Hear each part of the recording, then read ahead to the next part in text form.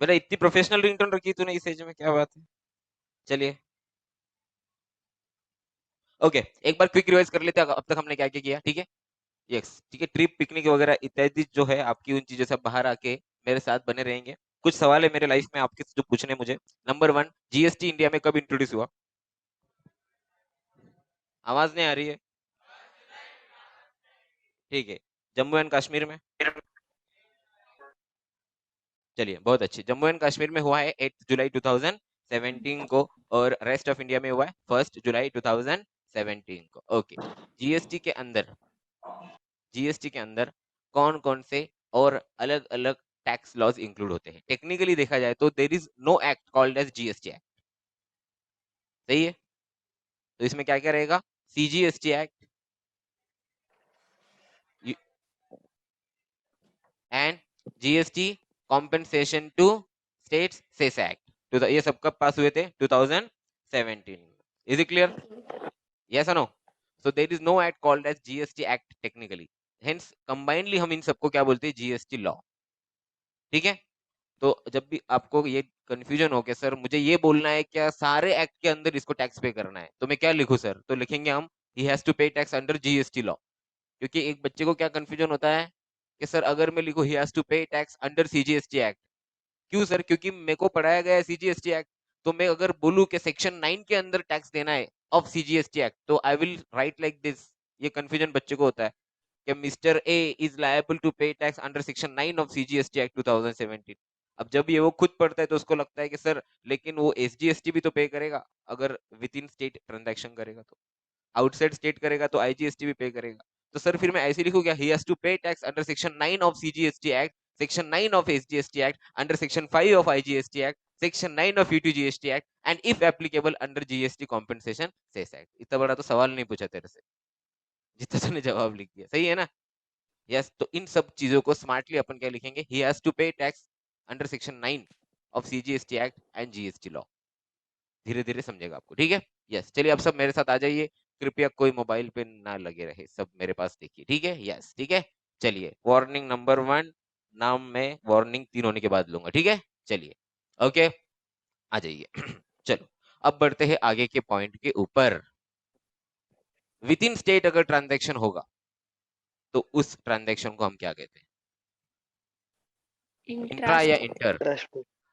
Intra intra या inter? Intra intra state का। Intrastate and which type of tax will be levied? C plus S. Yes, तो अगर transaction का nature क्या है? इंट्रा, कौन सा है? इंट्रा इंट्रा अगर है तो क्या लगाएंगे आप? C plus S slash U, मतलब सीजीएसटी फिक्स रहेगा, यस, एसजीएसटी लगेगा या फिर यूटीजीएसटी लगेगा, लेकिन क्या यूनियन फिक्स रहेगा? इसमें किसी को कोई इशू है? नहीं, चलिए ये तो समझ गए। अगर आउटसाइड द स्टेट, मतलब from one state to another state, या from one state to another UT, या from one UT to another UT, तो क्या चार्ज करेंगे? उस ट्रांजैक्शन को क्या कहेंगे आप? और क्या चार्ज करेंगे? Only IGST. कैन आई से लाइक दिस? यहाँ पे आईजीएसटी के साथ एसजीएसटी आएगा क्या? यूटीजीएसटी आएगा क्या? ये पूरा क्या रेवेन्यू, पूरा रेवेन्यू किसका है?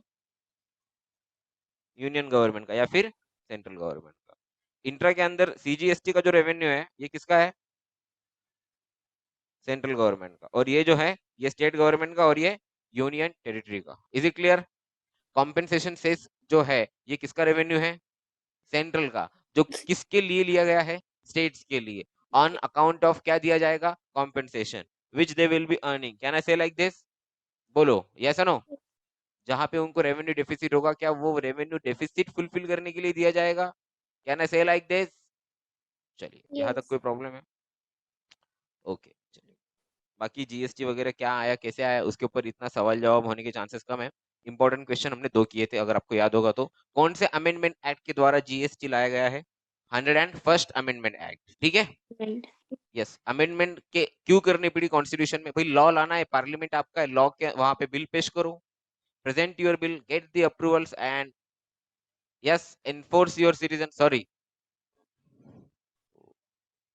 make your citizens responsible to pay taxes. Let's put it in that word, right?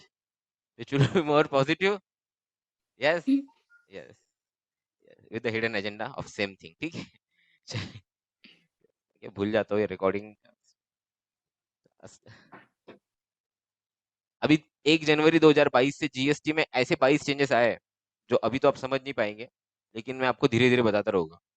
Yes, ये चीजें इतनी, ये चेंजेस अगर सच में कोई ट्रेडर या सारी ट्रेडर कम्युनिटी या बिजनेस कम्युनिटी अगर अडॉप्ट कर ले तो अपना रेवेन्यू जो है वो बहुत बढ़ सकता है जीएसटी का। यस, तो इसलिए आप जो एज में हो और जिस एजुकेशन सिस्टम में अभी आप हो, जो सिनेरियो में, जो फेज में अभी आप हो, यहाँ पे जो रेवेन्यू लॉ है, ये अगर आप अच्छे से पढ़ते हो, सिर्फ आप 40 के लिए पढ़ोगे, 40 मार्क्स की बात कर रहे हो, ठीक है, 40 के लिए पढ़ोगे तो आपको मतलब वो शायद 40 में से 38 भी आ जाए आपको, बट इसको आप एक एज अ करियर देख सकते हो इनडायरेक्ट टैक्स को, ठीक है। Reason being complexity. भाई जहाँ पे प्रॉब्लम है वहीं पे आपकी जरूरत है ना, ये तो मानोगे कि नहीं आप?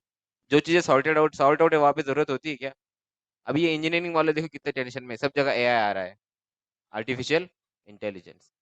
So when there is nothing called as subjectivity, there is no need of human. Can I say so? सही है ना? Yes. जहाँ पे सब्जेक्टिविटी क्या वहीं पे ह्यूमन की जरूरत है। यस, तो आपकी जरूरत वहीं पे जहाँ पे सब्जेक्टिविटी है। तो अब तक इनडायरेक्ट टैक्स में जो था कॉम्प्लेक्सिटी बहुत बढ़ चुकी है, तो इसलिए जो एग्जिस्टिंग प्रोफेशनल्स है they are not capable, not I will say capable, but yes, it is very difficult for them to cope up with the new taxation regimes and advise or consult their clients. So now big four also are hiring fresh people, fresh minds, even big six, SM जो है, SMB जो है, small and medium enterprises या small and medium practitioners also who are chartered accountants and the firms like, या फिर consulting firms are also hiring fresh minds, because the person coming with fresh mind don't have anything with preconceived notion, prejudicial mind के साथ नहीं आता है बच्चा, तो वो बच्चे के लिए हमेशा दरवाजे खुले रहते हैं, प्लस थोड़ा सस्ते में भी काम करता है, ये भी मेन रीजन है। ठीक, चलिए, in the name of experience, ठीक है। हाँ जी, चलिए। तो अब कुछ फीचर्स हमने देखे थे। वैल्यू एडेड टैक्स है। वैल्यू एडेड टैक्स का मतलब क्या? जितना वैल्यू ऐड किया उतना ही पैसा जेब से जाएगा। कैन आई से सो? क्यों? क्योंकि जो टैक्स मैंने परचेज पे किया है उसका मुझे क्या मिलता है? Set of. उसको अपन क्या बोलते हैं? आईटीसी। क्या लॉन्ग फॉर्म है उसका? AC. इनपुट के ऊपर Input tax. जो टैक्स मैंने दिया है उसका क्रेडिट मुझे गवर्नमेंट दे रहा है। अब यहाँ पे कुछ भी नहीं सोचने का। क्रेडिट दे रहा है मतलब गवर्नमेंट क्या कर रहा है? गवर्नमेंट के लेजर में वो पैसा क्रेडिट है। अब गवर्नमेंट का क्रेडिट, तो अपना क्या हुआ? डेबिट। यस, तो मैं किसको डेबिट दूं सर? भैया तूने जब परचेस किया तो परचेस करते वक्त तूने क्या किया? परचेस करते वक्त अगर 1,000 रुपए की तूने कोई चीज खरीदी है, उस पर तूने 12% जीएसटी दिया है। यस, तो तेरी एंट्री क्या हो सकती थी? तेरी एंट्री ये हो सकती थी, purchase account debit 1120 to cash 1120। लेकिन ये अगर तू करता है तो तू ये 1120 को क्या ट्रीट कर रहा है? कॉस्ट। अब जब ये चीज बेचेगा तो तू 1120 के ऊपर तेरा प्रॉफिट जोड़ेगा, उसके ऊपर क्या जोड़ेगा? टैक्स। तो ये जो तू टैक्स जोड़ रहा है वो ये 1120 पे जोड़ रहा है, और 1120 में ऑलरेडी 120 रुपए क्या है? टैक्स है। इसलिए ये टैक्स पे टैक्स लग जाता था। इसलिए गवर्नमेंट ने क्या बोला कि 1120 रुपए को कॉस्ट ट्रीट करना क्या होगा? गलत। इसलिए तू क्या जर्नल एंट्री पास कर, परचेस 1000, आईटीसी 120 टू कैश 1,130 रुपया, और अब तू जो प्रॉफिट लोडिंग करेगा वो ये परचेस पे करेगा। ये 1,000 रुपए को तेरा कॉस्ट ट्रीट कर, और ये जो 120 रुपया है इसको तू कहाँ बताएगा? बैलेंस शीट के अंदर under current assets as a receivable item. Is it clear? और ये परचेस जो है ये कहाँ पे जाएगा? तेरे ट्रेडिंग अकाउंट में as item of P and L. ऐसा नो? सो ये 1,000 रुपए को मैं कॉस्ट ट्रीट करूंगा, इसके ऊपर मैं मेरा प्रॉफिट लोड करूंगा, उसके ऊपर मैं मेरा टैक्स जोड़ूंगा, बराबर। और मान लो वो टैक्स आता है 200 रुपया, एग्जाम्पल, बराबर। तो गवर्नमेंट क्या बोल रहा है? देखो 200 रुपया हमको देना है, और हमारे पास कितना टैक्स जमा है तेरा? 120।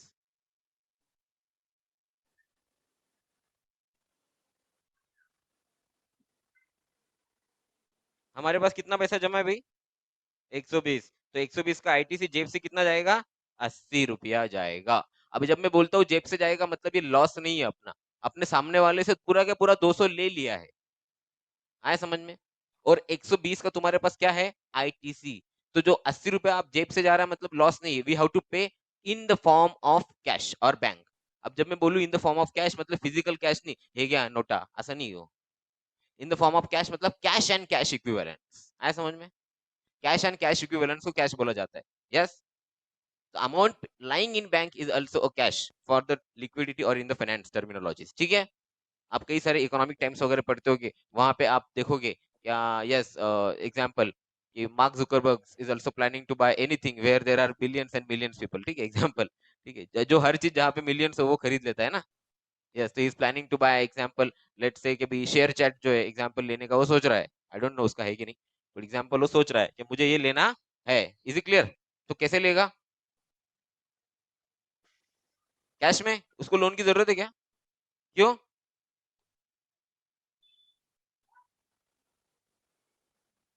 जरूरत है क्या उसको? तो इकोनॉमिक टाइम्स में हेडिंग आएगी, Facebook buys ShareChat in cash. अब ये बच्चा जो है जिसको एनालिसिस का पैरालिसिस है, वो सोच में डूब गया, कैश में लिया, लेकिन काजल मैम ने तो बोला था डायरेक्ट टैक्स में क्या we can not make expenditure above ₹10,000 in cash. तो इसने इतनी बड़ी डील कैसे कर ली कैश में, और पेपर में भी दे दिया, अब इसको कितना पेनल्टी लगेगा? भैया वो कैश जो डायरेक्ट टैक्स में आपको पढ़ाने वाले हैं मैडम, वो कैश मतलब वो एक्चुअल कैश है, करेंसी आया समझ में? यहाँ पे इकोनॉमिक टाइम्स में जो आप पढ़ रहे हैं वो कैश मतलब cash and cash equivalence, basically they are trying to tell liquid money. Is it clear? Yes, आया समझ में? तो काही पण करायचं नाही, काही पण ऐकायचं नाही, काही पण विचार नहीं करायचं, ठीक है? जहां पे आपको लगे कि कंफ्यूजन है, वो लेके आप रिसोर्स के पास जाओ, रिसोर्स क्या होता है आपको बता दिया है मैंने, बराबर? whoever person is guiding you is your resource, is it clear? या फिर वो यूट्यूब हो, फेसबुक हो, फैकल्टी हो, बुक्स हो, दोस्त हो आपके सही सलाह देने वाले, वो सब क्या है? रिसोर्स। Is it clear? चलिए, तो बढ़ते हैं आगे। आपको याद आ रहा है ना ये सब? उसके बाद देखा था हमने कंटिन्यूस चेन ऑफ क्रेडिट, मतलब ए ने बी को बेचा, बी ने सी को बेचा, सी ने डी को बेचा, तो जो पहले वाला बंदा है जिसको अपन ने क्या दिया है, टैक्स का पैसा दिया है, यस नो, उसका मुझे क्या मिलेगा? ITC। और जो मैं आगे वाले को बेचूंगा, बराबर, उसको क्या मिलेगा? उसका ITC। फिर वो किसी और को बेचेगा तो उसको भी ITC मिलेगा। तो टेक्निकली पहले वाला बंदा जो है जब आगे बेचता है तो उसको उसका ITC मिलता है, yes, and this chain goes on until we reaches to the final consumer. इस तरह से कंटिन्यूस चेन ऑफ क्रेडिट है। बर्डन अल्टीमेटली कौन बियर करेगा? और no cascading effect of taxes, tax पे टैक्स नहीं लगता है, क्यों? क्योंकि पहले क्या, पहले एक्साइज पे वैट लग रहा था क्या? बिफोर जीएसटी रिजीम एक्साइज के ऊपर वैट लग रहा था या नहीं लग रहा था? याद आ रहा है कि नहीं आपको? अरे बोलो। यस। क्या अब जीएसटी पे जीएसटी लग रहा है? नो। अब एक्साइज रहा ही नहीं ना। यस। तो ये कुछ खूबियां हैं। अब बात करेंगे deficiencies in the value added system, जो पुरानी थी, जो अपन ने ऑलरेडी डिस्कस कर लिया है। Under earlier indirect tax regime, अब क्या होता है ना, किसी की तारीफ करनी तो किसी की बुराई करनी होगी ना, सही है ना? अब किसकी तारीफ करनी है मुझे? तो अब मैं किसे बुरा भला कहने वाला हूँ? ओल्ड टॅक्सेस को सारे, बरोबर? तिकडे तर असं होतं, म्हणून इथे असे। यस। तो पहला वो सारा जो पॉइंट है वो अपन ने देख लिया है। एक नंबर का देखिए, ये पढ़ के मुझे समझाइए आप सर। और मैं किसी को भी बोल सकता हूँ पढ़ने के लिए, पढ़ने के लिए नहीं, समझाने के लिए। आपको मुझे पढ़ के समझाना है जो मैंने ब्रैकेट किया हुआ है वो पोर्शन। होशियारी मार के आगे कब न पड़े।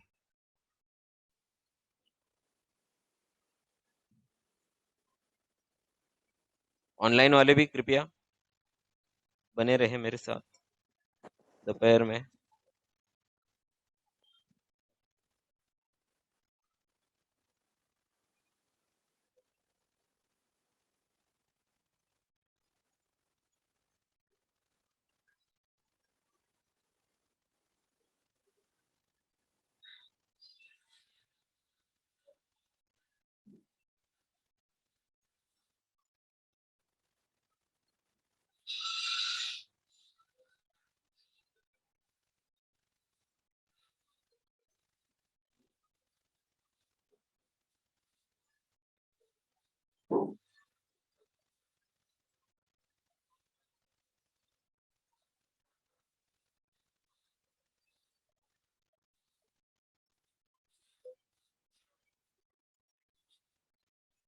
हाँ जी, डन। Online done. बताइए। यस। तो हम शुरुआत करते हैं हमारे लास्ट बेंच से बैठे हुए मैडम। यस। हाँ आप ही। यस। बताइए। अरे बैठ भी जाइए आप, कोई बात नहीं, बताइए।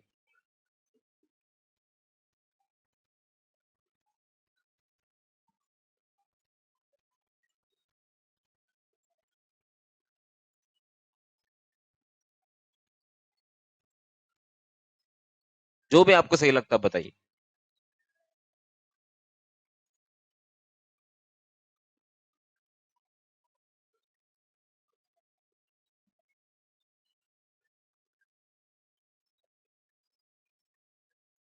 कोशिश ट्रांसलेट कर लीजिए, मतलब बाद में समझ लेंगे हम। क्या बोला, क्या लग रहा है आपको? Certain transaction were subject to double taxation, इसका क्या मतलब होता है?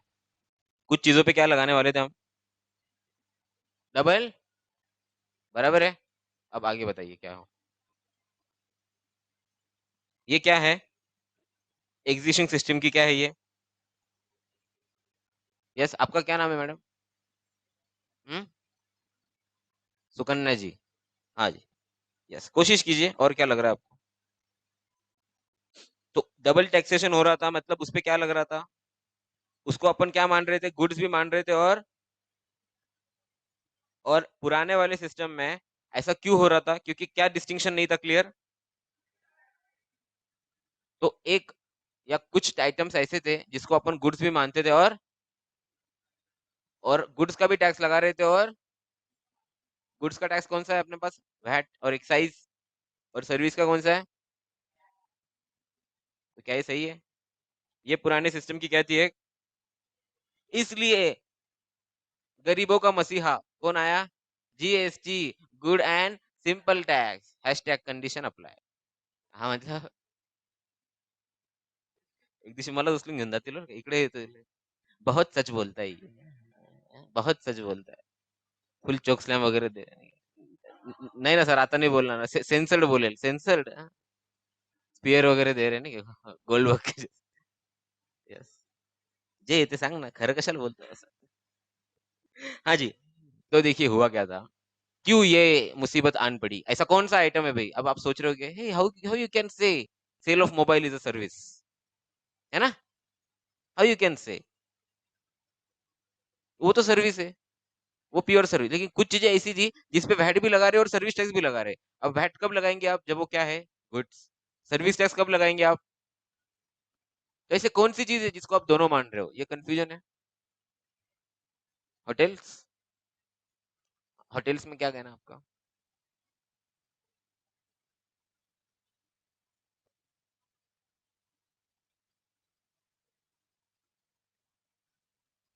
आपके हिसाब से जब आप होटल में जाते हैं तो क्या है, सप्लाई ऑफ गुड्स है कि सप्लाई ऑफ सर्विस?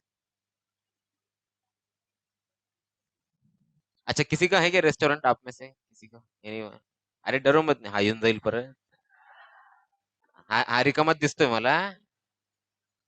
हा ना, याला काही काम नाही. मुलांना घेऊन येऊन जाईल नाही का? इकडनं जात होतो येऊन गेलो असं. अ, नहीं आऊंगा नहीं मैं, और आऊंगा भी तो वही गोसर सर को लेके आऊंगा, तो पैसे का टेंशन नहीं रहेगा मेरे को। हाँ जी। यस, तो किसी का नहीं है प्रिज्यूम।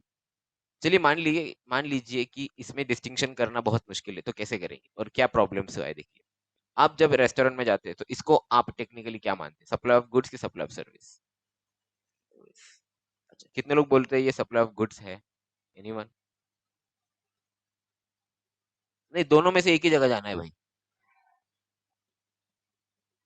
एक ही जगह जाना है। बताओ, वेदर सप्लाई ऑफ गुड्स और supply of service? Service, goods के पक्ष में कोई है? हाँ जी, एक, एक दो तीन चार। अच्छा, कितने लोग बोल रहे हैं ये दोनों है? ऐसा कोई?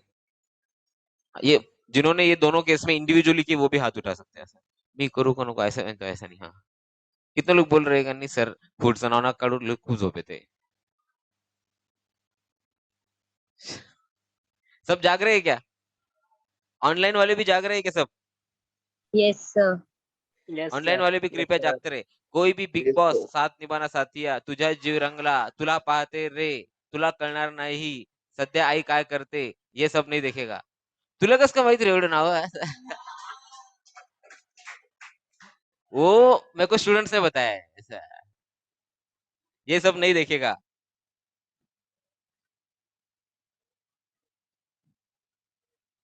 हाँ जी, अनुपमा रहेगी ना, हाँ। भाई अनुपमा पीड़ित नाम का एक फेसबुक पेज बनाना चाहिए, उसमें मैं भी ज्वाइन होगा। मोबाइल रिमोट नहीं मिलता है। मुझे लगता है ये जो ओटीटी प्लेटफॉर्म है ऐसे ही किसी पीड़ित व्यक्ति ने बनाया है। उसे देखा, घर माझं, टीव्ही माझा, सोफा माझा, याच्यावर बसून रिमोट माझा, आणि मलाच टीव्ही बघू देत नाही, किती अन्याय हा, मला मोबाईल घेऊन बसावं लागतंय. मग त्याला कळलं, या मोबाईललाच मी टीव्ही बनवलं तर, ऐसा कुछ वो इसी तरह से कोई इजाद हुआ है, वो शायद इन्वेंट इसी तरह से हुआ है, ऐसा फील सो है ना। यस। और अब वो ऐसा ऐसा हो गया है कि मैंने एक डाला था, एक आपको ग्रुप पे पोस्ट, शायद आपने देखा हो। तो अब तो नेटफ्लिक्स का वो सीईओ बोल रहा है कि मेरा जो कंपटीशन है वो किसी ओटीटी प्लेटफॉर्म से नहीं है, मेरा कंपटीशन सिर्फ मेरे यूजर्स की नींद से है। जितना घंटा वो सोते हैं बस उतनी ही देर मेरे को डर रहता है, इसलिए नींद नींद जितनी कम होगी उतना मेरा बिजनेस बढ़ेगा, तो बोल रहा है। तो चलिए, रेस्टोरेंट को सप्लाई ऑफ सर्विस माना गया है जीएसटी। क्यों? लॉजिक है। गुड्स वाले बिल्कुल सही, आपका भी एक व्यू है, I appreciate and admire it. लेकिन मान लीजिए आप जाइए रेस्टोरेंट में, वहां पे जाइए आप और बोलिए कि भाई एक मस्त मसाला पापड़ लेके आ। वेटर वाला बोला उठ एंड बनो, तो कैसा लगेगा आपको? सोचिए आप, कैसा लगेगा आपको? एक जस्ट इमेजिन कीजिए आप, कैसा लगेगा आपको? बुरा लगेगा? और साथ में कोई और तो और बुरा लगेगा। सही है ना? अरे मतलब दोस्त वगैरह, ऐसा ना हो, वो तो यही बोलेगा ना कि पिछले पैसे दिए नहीं शायद इसने, इसलिए ऐसी ट्रीटमेंट मिल रही है इसको, है ना अभी, हैबिचुअल ऑफेंडर। सही है। तो ये है एक्चुअली कि हम पैसा देते हैं फूड्स का, हम गुड्स का पैसा हम देते ही नहीं, मटेरियल का पैसा हम दे ही नहीं रहे। जो आप जाइए, आप कोई भी रेस्टोरेंट में चले जाइए, आप मसाला डोसा खा लीजिए या फिर आप दाल खिचड़ा आप खा लीजिए, आप 150 रुपए का मिलता है, कॉस्टिंग उसका 20 रुपए भी नहीं होता है। इतने से चावल होते हैं, दाल वाल हींग वींग जीरा वीरा डाल के, ऐसा ना लेके आ जाता है, इतना इतना सा होता है। आप तो बोलते हैं इसमें तो इतना क्या यार, क्या ही होगा मेरा। यस। और बाद में जब बिल आता है, sir 150 plus GST, plus GST है 150 प्लस जीएसटी। तो पैसा आपको किस चीज का दिया आपने? आके वहां पे आप बैठना, लाइट एम्बियंस वगैरह, जो बातें बातें करते हैं आप, उसके लिए आपको एक प्लेस चाहिए होता है, भाई थोड़ा सा शांति मेरे को मिले इधर। यस, एम्बियंस बेसिकली जो इन्होंने बताया, उसका आप पैसा देते हो। तो technically you are paying the amounts in restaurant for the service, not for the goods, hence it is classified supply of service. और एक ऐसा सेक्टर है जिसकी वजह से ये प्रॉब्लम आया है, जो स्पेसिफिकली इन्होंने हाईलाइट किया है। कौन है? सॉफ्टवेयर? क्या बोलना चाहते हैं? IT industry. यस। यस बेटा, संभालो अपना। बेटा भावनाओं में नहीं बहना। क्या लिखा है? Works contractor. कौन होते हैं ये लोग? Construction of building. ये पीछे काम चल रहा है, दिख रहा है आपको? दिख रहा है कि देख लो एक बार, नजर मार लो एक बार। यस। क्या ये सप्लाई ऑफ गुड्स है या सप्लाई ऑफ सर्विस? सर्विस है। इतना मटेरियल दिख नहीं रहा है आपको, सर्विस बोल रहे हैं आप। क्या ये सप्लाई ऑफ गुड्स है, सप्लाई ऑफ सर्विस है? सर्विस क्यों?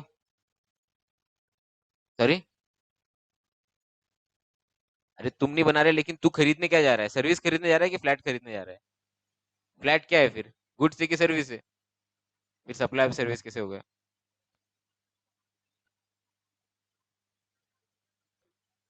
भाई टेक्निकली देखा जाए, प्राइमरीली तो ये सप्लाई ऑफ गुड्स होना चाहिए था। लॉजिकली देखा जाए तो सही है क्या? ये सब है क्या इन्वॉल्व? कोई भी नवाब वाली हरकत नहीं चाहिए मुझे, ठीक है सर? मेरे जो भी सवाल है वो ये देगा, इसको 20 रुपए दिए, गूगल पे किए, ठीक है? ऐसी हरकत नहीं कोई करता हुआ पाया गया तो याद रखो फिर, ठीक है? यस। मुझे कोई सवाल नहीं पूछेंगे आप, ठीक है? I am going to take power nap now.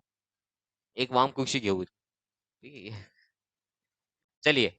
So online वाले भी कृपया बने रहे, ऑनलाइन वाले भी कृपया बने रहे मेरे साथ, ठीक है? चलिए तो आगे बढ़ते हैं। यहाँ पे सवाल क्या है अभी? सवाल ये है सर कि अगर कंस्ट्रक्शन ऑफ कॉम्प्लेक्स या कंस्ट्रक्शन ऑफ रेसिडेंशियल कॉम्प्लेक्स या कंस्ट्रक्शन ऑफ कमर्शियल कॉम्प्लेक्स, ठीक है, बिल्डिंग, ओके। लेकिन कंस्ट्रक्शन का कोई भी सर्विस अगर आप दे रहे हैं, मान लो कि आई एम अ बिल्डर और मैं एक कमर्शियल प्रोजेक्ट कर रहा हूँ, कमर्शियल कम रेसिडेंशियल, नीचे शॉप्स हो गए ऊपर फ्लैट्स हो गए, जो यूजुअली आप देखते हैं, सही है ना? यस। जो भी प्रोजेक्ट है, जिन फ्लैट्स में आप रह रहे होगे, शायद शायद उसमें भी नीचे आप देखोगे तो शॉप होगी और उसके ऊपर आप रहते होगे, राइट? इस तरह का प्रोजेक्ट होता है। तो अब सवाल ये है, क्वेश्चन ये है, क्या सर ये तो सप्लाई ऑफ गुड्स होना चाहिए, क्या होना चाहिए? ये सप्लाई ऑफ सर्विस कहाँ से हो गया? तो प्रॉब्लम ये था, अंडर ओल्ड रिजिम इस एक्टिविटी पे गवर्नमेंट ने पहले ना तो सर्विस टैक्स लगाया था, ना तो वैट लगाया था, और ना ही एक्साइज था। ये गवर्नमेंट के नजर में कब आया, या गवर्नमेंट टैक्स कैसे लगाता है वो भी देख लो। क्या हो गया, क्या 2000 तक, साल 2000 तक real estate was necessity. Land वही लेता था बंदा जिसे बंगलो बनाना है, यस। फ्लैट वही लेता था जिसे रहना है। आ रहे समझ में? अब जिसे रहना नहीं है वो फ्लॅट क्यों लेगा? उसको बोलते थे बेवकूफ आहे, दोन दोन घर घेऊन काय करशील? वो बोलतो ते इन्व्हेस्टमेंट, इन्व्हेस्टमेंट याच्यात थोडी करायची असते, गोल्ड मध्ये करायची असते, एफडी करायची असते, पीपीएफ, बराबर है? ऐसा बोलते थे लोग, सिंस ट्रेंड वो था, यस। लेकिन बाद में क्या हो गया 2008 के बाद स्पेसिफिकली, कि शेयर मार्केट में जो रिसेशन आया 2008, याद है आपको? लेमन ब्रदर्स, शायद आपने पढ़ा हो, नहीं पढ़ा हो तो किसी दिन विस्तृत स्वरूप में चर्चा करेंगे वोडाफोन और लेमन ब्रदर्स पे, ठीक है? इस मुझे याद दिलाना, आप किसी दिन आपको बहुत ज्यादा बोर हो गया तो, ठीक है? यस, बहुत ज्यादा। ये अभी सर एकदम ये हो गया, आज नहीं है लगे, ठीक है? तो उस दिन बात करेंगे। उसके बाद क्या हो गया, लोगों का विश्वास थोड़ा सा कम हो गया, किससे? मार्केट से। यस, 7,000 के आसपास चले गया था मार्केट। यार क्या हो गया ये ऐसा, तो लोग थोड़े परेशान हो गए और उन्होंने अल्टरनेटिव ढूंढना शुरू किया, और वो अल्टरनेटिव किसमें मिला उनको? रियल इस्टेट में। क्यों? क्योंकि एक होता है ना वो शातिर दिमाग, और वो गलत हुआ एक्चुअली, जो गलत हुआ क्योंकि उसको एंड यूज की चीज को उन्होंने ट्रेडिंग करना शुरू कर दिया ना। तो एक शातिर दिमाग है, मान लो मैं बैठा हूँ, मैंने क्या सोचा, इसको फ्लैट चाहिए, इसको चाहिए, इसको चाहिए, लेकिन मार्केट में इतने बन नहीं रहे, क्यों ना मैं एक आधा फ्लैट ज्यादा लेके बाद में इनको ज्यादा कीमत में बेच दूं। यस। फिर मुझे मेरा दोस्त क्या बोल रहा है, अरे लेकिन तू रहने वाला नहीं है ना। मैं नहीं रहने वाला हूँ, लेकिन इन लोगों को तो चाहिए ना। बोले तो लेट्स क्रिएट आर्टिफिशियल शॉर्टेज। अरे समझ में? और हम एक 20-25 लोग जिनके पास पैसा बहुत था, यस, और आप सब बेवकूफ लोग जो हार्ड अर्न मनी के चक्कर में आओ, और हम तो लूटने के लिए बैठे आपको, नहीं? वो दिमाग वाले लोग सारे, उन्होंने क्या डिसाइड किया, अब अपन क्या करते, सारे जो इंपॉर्टेंट प्लॉट्स है वो अपने पास ले लेते हैं, सारे फ्लैट्स जो है वो अपन ले लेते हैं, और कंस्ट्रक्शन ही नहीं करते, तो रेट क्या हो जाएगा? यस। और जैसे ये चीज समझ में आई सबके, क्योंकि बहुत पैसा बनाया, कुछ लोगों ने तो इन्वेस्टमेंट के अंदर, मतलब ये लोगों के ऑन पेपर है क्या सर, मेरे को पूरे प्रोजेक्ट के अंदर, जो बिल्डर बोल रहा है, मेरे को पूरे प्रोजेक्ट के अंदर प्रॉफिट हुआ 70 लाख, और ये हमारे ही बिल्डर, हमारी फ्लैट के अंदर 2 फ्लैट ये बंदे ने होल्ड किए 4-4 साल, उसने एक एक फ्लैट बेचा 70-70 लाख में। समझ में आ रहा है आपको? ऐसा ना? तो मुझे पूरे प्रोजेक्ट में जितना प्रॉफिट नहीं हुआ, उससे ज्यादा प्रॉफिट इसको 2 फ्लैट के ट्रेडिंग में हो गया है। अब ये बात गवर्नमेंट से छुपने वाली है क्या? तो गवर्नमेंट ने देखा, अच्छा रियल एस्टेट में आजकल पैसा बना रहे हैं लोग। बोले हाँ सर, रियल एस्टेट में आजकल लोग बहुत पैसा बना रहे हैं, जैसे कि आज के टाइम पे ऑनलाइन बिजनेस में या ई कॉमर्स में पैसा बना रहे हैं लोग। हर चीज ऑनलाइन मिलती है ना आपको। आईपीएल में जाइए आप, अगर 5 एडवर्टाइजमेंट आ रही तो 4 किसकी है?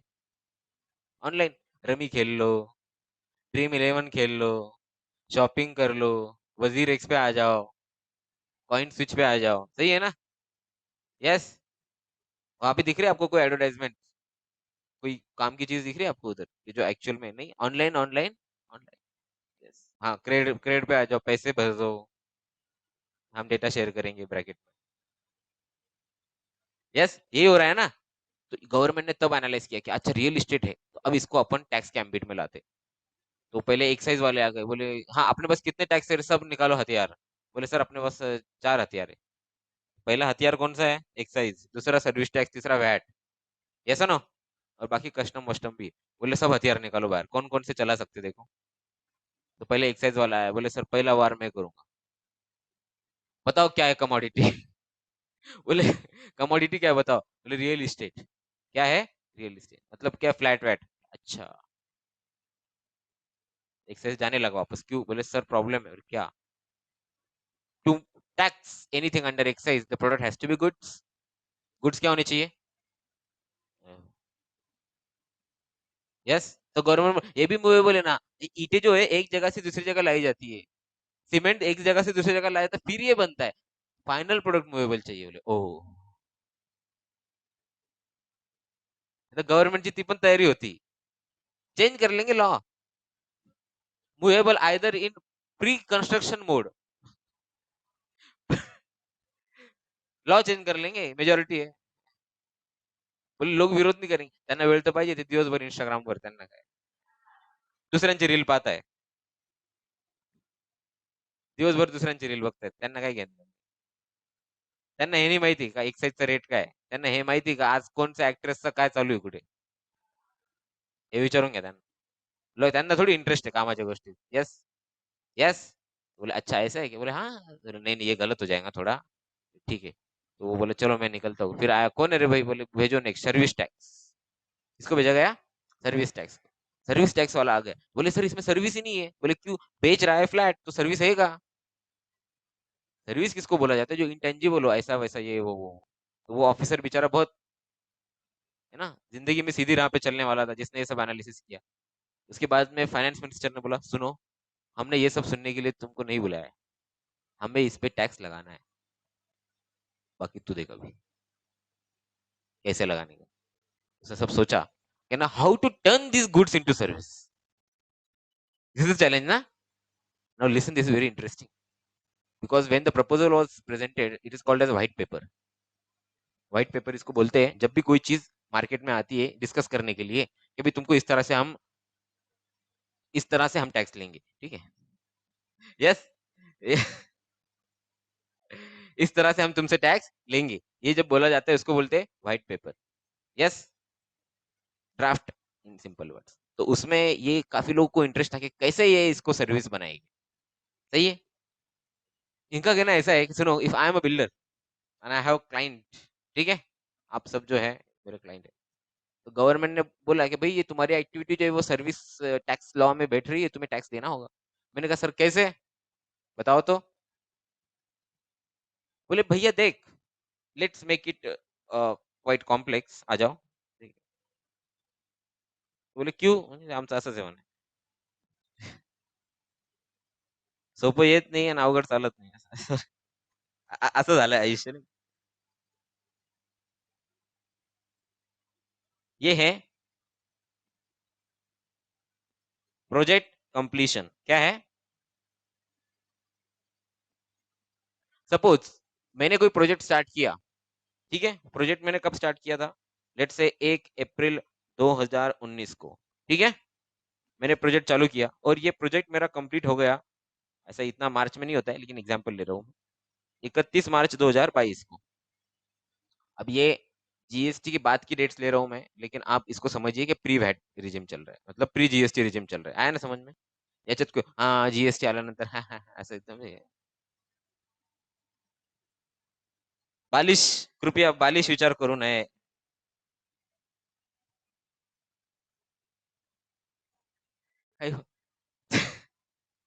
सच में मुझे वो बहुत कुछ कुछ लोगों पे दया आती है, नहीं वो तो ये भी जोक फस, मी त्याला फोन केला आणि त्याने उचललंच नाही, बरं थांबत पण नाही ते, त्यांचं 2-2 3-3 मिनिटं चालतं नाही का, त्या कोपऱ्यात जातील हसतील, इकडे जाऊन हसतील, काय काय कळत नाही मला कधी कधी नाही का? चलिए, हाँ जी, तो 1/4/19 को प्रोजेक्ट स्टार्ट हुआ, मान लीजिए एग्जाम्पल, और 31 मार्च 22 को चालू हुआ, और अपन प्री जीएसटी रिजिम में चल रहे हैं, कहाँ चल रहे हैं, मतलब जहां पे सर्विस टैक्स वैट एक्साइज वगैरह। अब इनका क्या कहना था कि सर्विस टैक्स हम कब लगाएंगे, जब भाई ये पीरियड जो है प्री जीएसटी रिजिम जो है, ये प्री जीएसटी रिजिम जो है इस पीरियड में, ऑनलाइन वाले बने रहे कृपया, नजर हटी तो दुर्घटना हो जाएगी इधर, ठीक है, आपको समझ में नहीं आएगा बाद में, सिर्फ ड्राइंग समझेगी ये क्या है, तो बने रहे मेरे साथ, बहुत इंपॉर्टेंट डिस्कशन चल रहा है, ठीक है। एक लाइन में मैं ये समझा सकता हूँ आपको, लेकिन जैसे कि मैंने बताया रेवेन्यू लॉ है, आपको पर्पज समझ में नहीं आएगा तब तक समझ में नहीं आएगा आगे क्या है।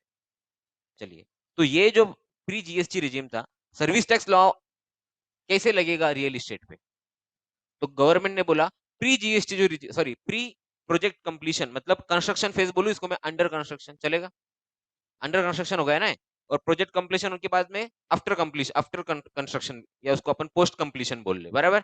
तो अंडर कंस्ट्रक्शन पीरियड जो है वो पीरियड में अगर आपके पास कोई भी बुकिंग आती है, बुकिंग मतलब क्या, सेल हो गया ना, जैसे ये आए मैडम, इन्होंने बोला हमको फ्लैट चाहिए, मैंने बोला ठीक है ओके, लेकिन अब तक कंप्लीट नहीं हुआ, कंस्ट्रक्शन चल रहा है, यस, तो ये क्या बोलेंगे मुझे, अच्छा फिर हम क्यों ले, मैंने कहा देखो मैडम, कंप्लीशन के बाद में अगर आप आएंगे तो मैं आपसे 4,000 रुपए पर स्क्वायर फीट का भाव लूंगा।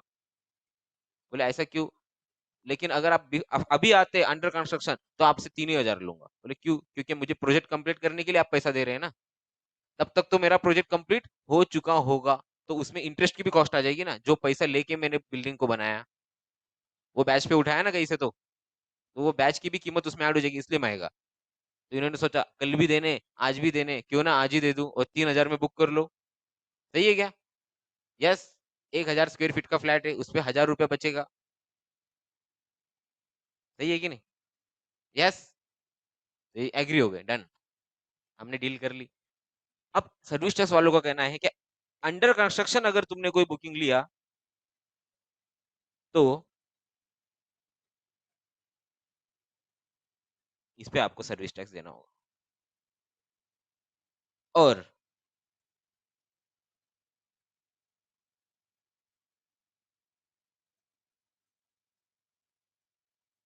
अंडर कंस्ट्रक्शन दिया तो देना होगा, और पोस्ट कंप्लीशन अगर है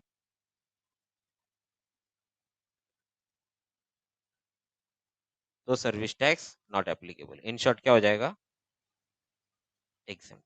तो मेरा प्रोजेक्ट अगर बनता है 30 यूनिट का, कितने का, उसमें से 10 लोगों ने मेरे पे भरोसा बताया और बोला कि हम किसमें बुकिंग करेंगे, अंडर, तो इस पे क्या लग जाएगा, और 20 लोगों ने बोला पहले तू कंप्लीट तो कर ले, तू भाग जाएगा, मतलब हमसे पैसा ले लेगा और कंप्लीट ही नहीं करेगा, आधा काम करेगा और बोलेगा रह लो ये बिना प्लास्टर के, अभी ईंटों में रह लो, बोलेगा ऐसा क्या, raw, let's live life raw. वैसे भी आज लोग अच्छे घरों के अंदर ईंटें बना रहे हैं ना, पहले ईंटों का घर बनाते, सब करते फिर इंटीरियर में वापस लगाते ब्रिक्स, अब I want to feel raw, मतलब एग्जांपल आ रहे समझ में। और 20 फ्लैट जो है वो कब हुए, तो इस पे सर्विस टैक्स नहीं लगेगा, easy to understand, little bit complex but clear हो गया। लेकिन मिलियन डॉलर क्वेश्चन है, प्रोजेक्ट कंप्लीशन को बेस क्यों बनाया, 30 के 30 पे ले लो ना, अगर मैं फाइनेंस मिनिस्टर हूं तो मैं तो यही करता ना, प्रोजेक्ट कंप्लीशन को क्यों बेस बनो, भाई तेरा बिल्डर है प्रोजेक्ट कर रहा है, सर्विस टैक्स दे। लेकिन फिर क्या हो जाता, ये लोग कोर्ट में चैलेंज करते कि किस बेसिस पे आपने हमारी एक्टिविटी को क्या ट्रीट किया, जबकि हम तो क्या बेच रहे हैं, फ्लैट्स गुड्स, ऐसा नो, तो कोर्ट में चैलेंज करते, एक रिट पिटिशन फाइल करते, रिट पिटिशन शायद आपको पता हो, आपने मूवी देखी हो ना जॉली एलएलबी, देखी है कि नहीं देखी, यस, रिट पिटिशन होती है जो हाई कोर्ट में फाइल की जाती है अंडर आर्टिकल 226, ठीक है, और एसएलपी होती है स्पेशल ल्यू पिटिशन जो सुप्रीम कोर्ट में फाइल की जाती है, ठीक है, यस, तो you can file any writ petition which is affecting your fundamental rights, speech वगैरह, ट्रेड प्रोफेशन वगैरह, लिबर्टी टू फॉलो रिलीजन, इस तरह से कोई भी आपके फंडामेंटल राइट्स के ऊपर अगर कोई आघात किया जाता है, अफेक्ट होता है, तो you can go to the court and ask for the justice, go to the court and ask for, courts are there to justice basically. So हाँ जी, आगे बढ़ते हुए, यस, यहाँ तक कोई प्रॉब्लम, हाँ जी, कोई किसी को क्वेश्चन, गवर्नमेंट को पूछा गया अकेले में कि सर ये क्या बेसिस पे आपने किया है, तो बोले नहीं नहीं हम साहस है, फिर किसी ने तो भी रिट पिटिशन फाइल कर दी, ये गलती भी, project completion, before completion, after completion, ये बेस ही गलत है, ऐसा बेस हो ही नहीं सकता। आ रहा है कि समझ में आपको, अरे बोलो, अब क्या करें, तो गवर्नमेंट ने ये चीज देखी और उन्होंने एक्सप्लेनेशन ये दिया है, तो कोर्ट ने गवर्नमेंट को पूछा, मान लो ये गवर्नमेंट है, उनको पूछा भाई क्या लॉजिक है आपका, क्यों आप प्री बुकिंग को या प्री कंस्ट्रक्शन एक्टिविटी को क्या मान रहे हैं, how you can say there is an element of service when we are selling goods, that to immovable goods. तो बोले सर क्या होता है कि ये जो मिर्जा है ये क्या करता है, लोगों से पैसा लेता है, yes, so when he is taking money in under construction phase, technically he is just providing service to them, If we see essentially, Mr. Mirza is not engaged technically in setting up bricks, क्योंकि जो bricks मतलब दीवारें बनाने का काम है वो भी मैं किसी एजेंसी से करा रहा हूँ, प्लास्टर करने का काम है वो भी मैं किससे करा रहा हूँ, किसी एजेंसी से।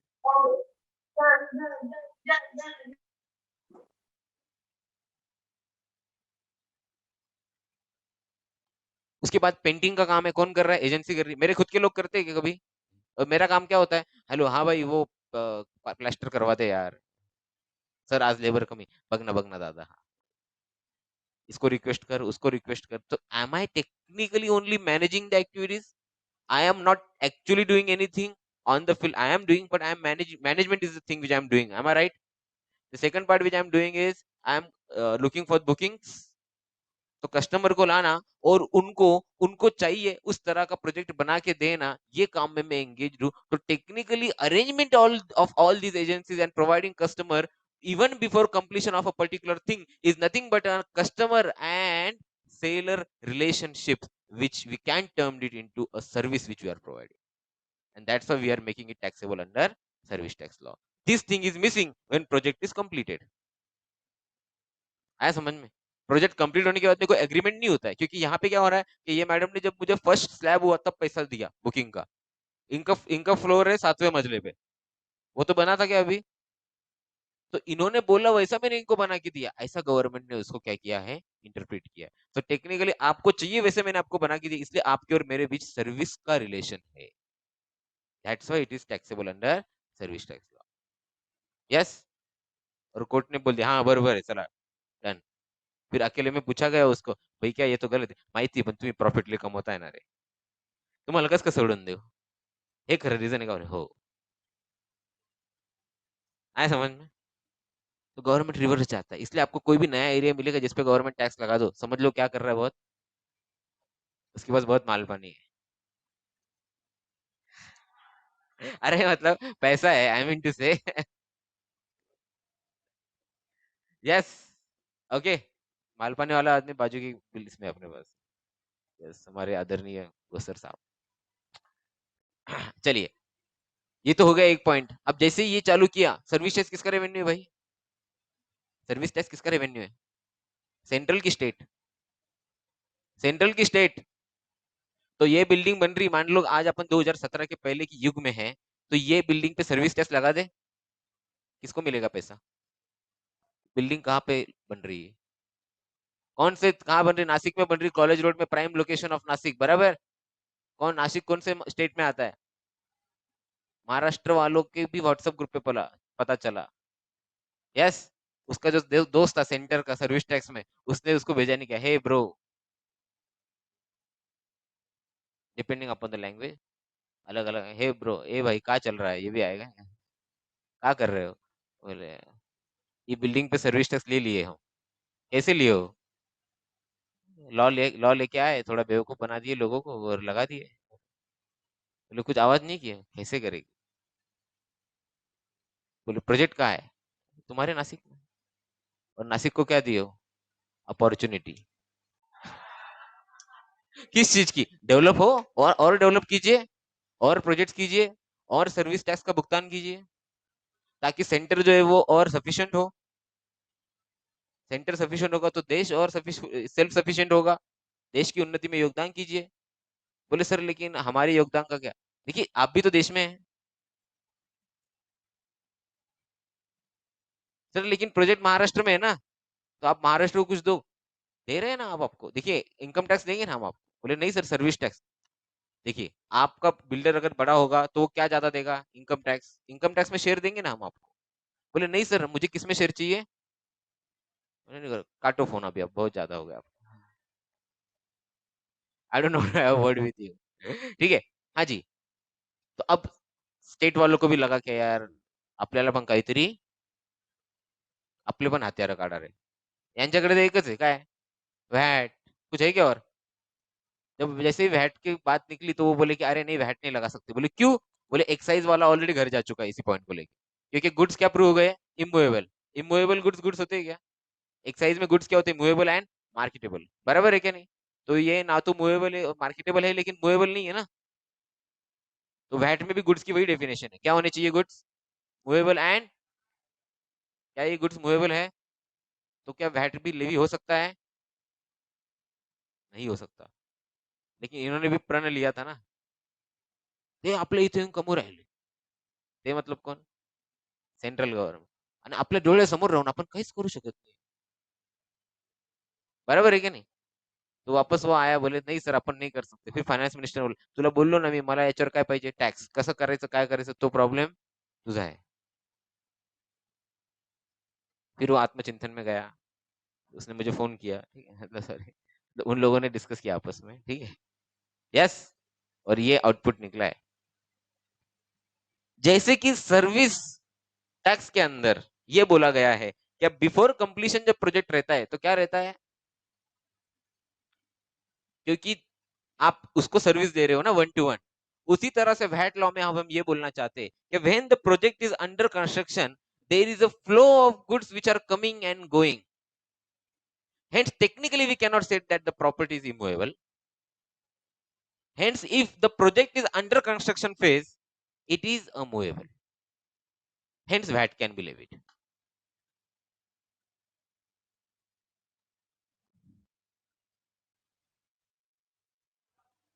हाँ मतलब उसकी सुनवाई नहीं हुई कुछ, यस. तो उसके बाद फिर इन शॉर्ट क्या हो गया, सेम रेशियो के अंदर इसके ऊपर क्या लगा दिया गया, और सेम यहां से भी अगर पोस्ट कंप्लीशन है तो वैट भी. इतने n number of decision where court has directed both the departments, please define what is goods according to you and please define what is service according to you. उन्होंने define ही नहीं किया क्योंकि उनको पता था डिफाइन कर दिया तो ये लोग बच के निकल जाएंगे. जैसे आपने गुड्स को डिफाइन किया, what do you mean by goods, आपको ये लिखना पड़ेगा which is not service. Yes और नो, आए कि नहीं समझ में? यस. तो इस तरह से जब दोनों डिपार्टमेंट को बिठा के बोला गया कि भैया तुम एक ही चीज पे 2 टैक्स ले रहे हो, तो बोले डिपार्टमेंट भी तो अलग है, लेकिन सर गवर्नमेंट एक है ना. यस. बोले मतलब सर अपना देश तो एक है ना. बोले हाँ तो वही तो हम कह रहे हैं ना, जब आप बोलते हो देश एक ही तो आप टैक्स एक ही चीज पे 2 बार क्यों लगा रहे हो. ये भी मीटिंग में चर्चा हुई, तो बोले प्यून को बोला फार जास्त अभ्यास करून आला, बाहेर काढायला. यस. विश्राम का समय हो चुका है अभी. यस. तो ये सारी चीजें थी, हाई कोर्ट के अंदर इतने केसेस पेंडिंग थे इस चीज को लेके, लेकिन गवर्नमेंट ने एग्री नहीं किया. एग्री करने का मतलब एक कोई तो टैक्स का रेवेन्यू लूज करना था, कैसे लूज कर दे. यस. तो that was the problem with double taxation. I hope अब ये आपको समझ में आया अच्छे से. Is it clear to everyone? Online वालों कृपया बताएं, अगर आपको समझ में आ चुका है तो आप थंब दे सकते हैं. वहां पे मोर में जाके शायद मिल जाएगा आपको. मोर में होता है ना. हाँ, मोर में आपको 3 नंबर का ऑप्शन है रिएक्शन, वहां पे आप आपका रिएक्शन दे सकते हैं. यस चलिए बहुत अच्छे, बढ़िया. बाकी लोग खामोश है, क्या मैं आपकी खामोशी को आपकी मंजूरी समझू? जी हाँ ठीक है, ओके. चलिए, साइलेंस इज एक्सेप्टेंस पढ़ा है ना आपने, but mayor silence is not acceptance ये भी पढ़ा है शायद. चलिए बढ़िया है. सम्यक जैन कुछ कहना चाहते हैं आप बेटा? नहीं, ठीक है चलिए, ओके. अब आगे बढ़ते हैं, अगली मुसीबत क्या थी भैया जिसकी वजह से इतना भारी लॉ लाया गया, जीएसटी नाम का, बराबर. तो अब जीएसटी में डबल टैक्सेशन है क्या सर? अब जीएसटी आने के बाद क्या हुआ वो तो बताओ. तो जीएसटी आने के बाद में हमने गुड्स क्या है और सर्विस क्या है उसको डिफाइन कर दिया. और सर फिर डबल टैक्स का क्या किया आपने? हमने क्या किया, क्या जो जो जगह प्रॉब्लम था किस चीज का, कि ये गुड्स है या सर्विस. यस. अब कुछ लोगों के दिमाग में क्या आ रहा था, अभी आपको दोनों में से कुछ तो एक लेना पड़ेगा, मतलब उसका टैक्स रेट क्या होगा, कम. यही सोच रहे हैं आप, बराबर है क्या? बराबर है ना. तो उन्होंने क्या किया, दोनों या ऐसी सारी चीजें जिसपे उनको डाउट था कि इसको गुड्स बनाए या सर्विस, उनको सबको सर्विस बना दिया, क्योंकि सब सर्विस का रेट 18% है. 18% तो प्री जीएसटी में भी नहीं लग रहा था. समझे आपको? हाईएस्ट टैक्स रेट लगा दी. तो हाईएस्ट टैक्स रेट किसका था? सर्विस का. तो जहां पे कंफ्यूजन था क्या ये गुड्स है या सर्विस, उसको क्या बना दिया, तो टैक्स रेट क्या हो गया, 18%. 18% तो ये प्री जीएसटी में भी. यस. अब लोग बोलने लगे सर ये तो गलत है. बोले अब क्या प्रॉब्लम है, आप डिफाइन तो कर दिया, तो ये तो यही चाहिए था ना, कर दिया डिफाइन हमने, लेकिन सर टैक्स रेट. हाँ टैक्स रेट का क्या, बोले सर 18%. हाँ 18 है ना सर्विस का. नहीं सर ज्यादा है. हाँ नहीं 40 तक का है ना अलाउड हमको, अलाउड है ना लॉ में. मैक्सिमम रेट क्या हो सकता है, 40%. 40 नहीं किया, 18 ही है. नहीं सर 18 पण जास्त आहे. नहीं नहीं 40 जास्त होतो ना, 18. 18 कमी आहे 40 पेक्षा. समझ रहे हैं आप? यस, आपको एक ऐसी वाक्य बताता हूँ just to take a break. School में ना हमारा मराठी का टेस्ट होता पेपर होते थे, आपको याद है कि स्कूल में टेस्ट होते थे वो 3 महीने के 6 महीने, बहुत टेंशन आने का वो युनिट टेस्ट। हाँ, एक तर ते सांगायचे पण नाही, बरोबर है ना? लेके आगे जो अपने जैसे बेचारे गरीब बीपीएल वाले दिमाग से वो टेंशन, आज काय काय खरं नाही, आता खरं नाही। तो मराठी के एक टेस्ट में थोड़ा साहित्य का मतलब जो लिटरेचर है उसका मुझे पसंद था पहले से, तो मराठी अच्छा था मेरा लिखने में भी। उसमें सर ने क्या किया, हमारे मराठी के जो सर थे उन्होंने क्या डिसाइड किया, जिनका जिनका 60 के ऊपर स्कोर है उनको थोड़ा फेलिसिटेट करे हुई। यस, कैसे फेलिसिटेट करेंगे, कुछ नहीं, वो खड़ा होगा और बाकी तालियां बजाएगी बस। ये फेलिसिटेशन हो रहा है, बताओ। और बहुत टफ चेकिंग किया, तो उसमें कुछ मुझे 62 मार्क्स आ गए थे गलती से, तो उन्होंने वो बोले हाँ तू पण आहे का, मैंने असं म्हटलं हाँ सर ठीक है बोले। तो उसमें मेरा एक दोस्त था किरण करके, वो बेचारे का कुछ हुआ होगा सर से थोड़ा झगड़ा वगड़ा, तो उसके दिमाग में था सर के, तो सर ने उसका रोल नंबर और नाम देख लिया, उसका नाम स्किप कर दिया, उसको भी 65 मार्क्स थे, तो टेक्निकली वॉज एलिजिबल ना, तो उसको स्किप कर दिया जानबूझ के, ऐसे ही थोड़ा कुछ किया रहेगा उसने जो हमें पता नहीं था या मुझे पता नहीं होगा। तो बाद में सब कुछ हो गया, तो ये खड़ा हुआ, बोले सर मुझे भी 65 मार्क्स है। बोले क्या, किस में? बोले सर वो पेपर में। तो आहे ना म्हणे, आहे ना, नाही सर ते 65 हो आहे ना, मग मी कुठं नाही बोललो, नाही मला 60च्या वरती आहे म्हणे, उसे सारे हिंट दिए, वो 65-60च्या वरतीच राहता ना म्हणे, 65 60 के ऊपर ही रहते हैं ना। म्हणलं, किरे बसून घे खाली म्हटलं. तू काही केलंय का म्हटलं? नाही म्हणे मी काहीच नाही केलं. काही केलं असेल तू, तो वो उस तरह का स्टैंडर्ड स्टेट जो था गवर्नमेंट ने लिया था कि भाई वो टैक्स रेट तो है ना, हाँ तो मैं क्या करूँ। अगला प्रॉब्लम जो कि हमने देख लिया था ऑलरेडी, क्या सेनवैट। सर ये सेनवैट क्या होता है, इसका लॉन्ग फॉर्म पता है आपको? Central value added. तो सेनवैट जो होता है ये दो टाइप का होता है, एक होता है एक्साइज और दूसरा कौन है, ये दोनों को कंबाइनली क्या बोलते हैं अपन, क्या बोलते हैं? दोनों को कंबाइनली हम बोलते हैं सेनवैट। तो ये जो सेनवैट है, मतलब फिलहाल के लिए एक्साइज और सर्विस टैक्स, क्या इसका सेट ऑफ मैन्युफैक्चरर के बाद किसी को मिल रहा था? नहीं। क्यों? क्योंकि मैन्युफैक्चरिंग के बाद में एक्साइज लगता था क्या? नहीं।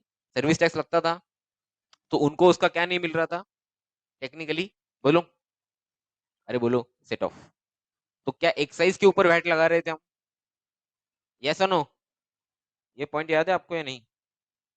चलिए आइए इसका एग्जांपल देखते हैं। एसेसेबल वैल्यू, मतलब जो वैल्यू ऑफ सप्लाई बताया था, याद है क्या आपको? अरे याद है क्या? वैल्यू ऑफ सप्लाई जिसके ऊपर क्या लगता है, टैक्स, तो उसको अर्लियर लॉ में जो अभी अपन वीओएस बोलते हैं उसको क्या बोला जाता था, एसेसेबल वैल्यू, जिसको आपको एसेस करना है, ठीक है। तो एसेसेबल वैल्यू कितनी थी एक्साइज में, 1000 रुपया, उस पर ड्यूटी 12.5% लगा है, कितना हुआ, 125 रुपया। अब अमाउंट कितनी हुई वैट के लिए, 1125 रुपया, उस पर वैट लगा 14.30 जो कि दिल्ली का रेट है, तो टोटल इनवॉइस वैल्यू कितनी हो गई, 1285। तो अब यहाँ पे जो अपन ने 160 रुपया लगाया है, यस, वैट, वो अपन ने 1000 पे भी लगाया और ये 125 पे भी लगाया। 1000 पे तो ठीक है, लेकिन क्या 125 पे लगना चाहिए था, क्योंकि 125 तो क्या था, 125 was an element of excise, correct, which we were levying, was it correct to levy, बताओ, yes or no? इस वजह से हमने एक लॉ लाया जो सारी मुसीबत दूर करेगा, उसका नाम क्या है, ठीक है, यस। चलिए,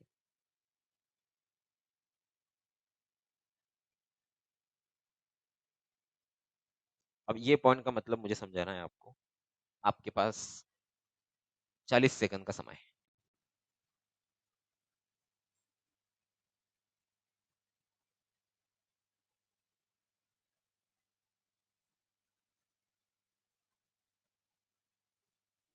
हाँ जी, क्या हुआ, सब्ज्यूम्ड। सब्ज्यूम्ड मतलब ये होता है कि एक चीज में दूसरी चीज समा गई, जैसे कि जीएसटी आ गया तो उसमें सारे पुराने लॉ जो है वो मर्ज हो गए, इंटीग्रेट हो गए, शामिल हो गए। हाँ जी, तो दो were several taxes in the state such as luxury tax, entertainment tax वगैरह, which were in the hence for a single transaction multiple taxes in multiple forms were required to be paid. क्या problem हो गया था कि अभी कुछ लोगों ने क्या स्टैंड लिया कि चलिए पुराने लॉ में आप वैट नहीं हटा रहे, एक्साइज नहीं हटा रहे, लेकिन कम से कम 3-4 लॉ पे तो फिक्स कीजिए, एक लॉ नहीं कर सकते आप तो, बराबर? आप क्या ले रहे अलग से? लग्जरी टैक्स ले रहे, एंटरटेनमेंट टैक्स ले रहे, बराबर है क्या नहीं? Yes no? ये सारी चीजें आप ले रहे। Uttar Pradesh sugar cane cess act ले रहे, एंट्री टैक्स ले रहे, तो आप इतने टैक्स कम से कम 2-3 पे आओ, एक पे नहीं आ सकते। तो ये भी एक प्रॉब्लम था, ये भी लोगों का एक रोना था, जिस वजह से क्या लाया गया, ये अपन क्या पढ़ रहे सर, जीएसटी क्यों लाया गया, इसके लिए अपन क्या समझ रहे, पुराने सिस्टम की डेफिशिएंसीज, गलतियां। यस, तो क्या आप मानते हैं कि इतने सारे टैक्स लेना गलत है, इसलिए क्या लाया अपन ने?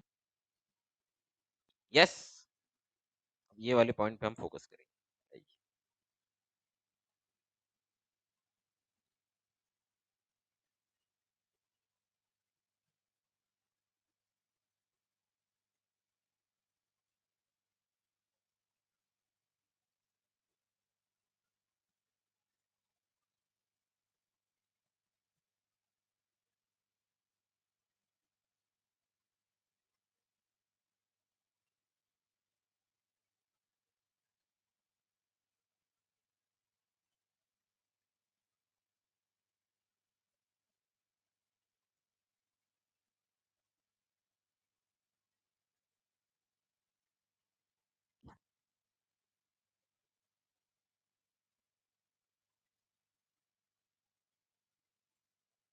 हाँ जी, done.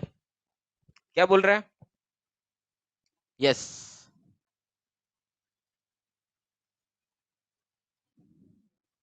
Anyone would like to, online में से कोई हमारे मित्र पार्टिसिपेट करना चाहेंगे?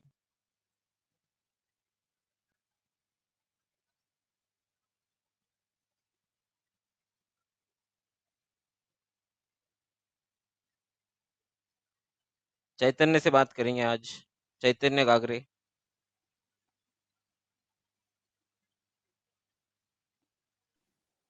Hello sir. Yes Chaitanya, what is say? Sir कौन सा सेकंड पॉइंट ना? हाँ ये वाला। बैठ। आप लोग बच नहीं गए ऑफलाइन में तो? सर हाँ जी। सर उनका कहना है कि पहले वैट के इसमें हम सर्विस पे टैक्स नहीं लगा पा रहे थे स्टेट वाले, ओके तो स्टेट को थोड़ा लॉस हो रहा था रेवेन्यू के लिए, तो इसलिए अभी जीएसटी में लगा पा रहे हो। ओके। तो तू ये बोल सकता है कि अपना बेनिफिट हुआ बीइंग अ स्टेट, क्यों? क्योंकि पहले अपन अपने ही राज्य में जो सर्विस सेक्टर फ्लरिश हो रहा था, हाँ उसको अपन टैक्स एम्बिट में नहीं ला पा रहे थे, लेकिन क्या आप ला पाएंगे? यस सर, सही है, अभी ला सकते। Yes no? Yes sir. तो अब क्या हो जाएगा, जो स्टेट्स ने टैक्स बियॉन्ड से बताई थी, मतलब क्या, एक बड़े दिल बड़ा दिल रखा था ना एक, यस, किस चीज में? Yes no? अब क्या होगा, वो ठीक है, बड़ा दिल है आपका, बहुत अच्छी बात है, लेकिन पैसा तो पैसा होता है। यस, घर चलाने के लिए पैसा लगता है, राज्य चलाने के लिए भी क्या लगेगा, सही है क्या? बिल्कुल। यार ये कौन लोग हैं जो आ ही रहे 1:30 पौने 2 बजे तक? हाँ,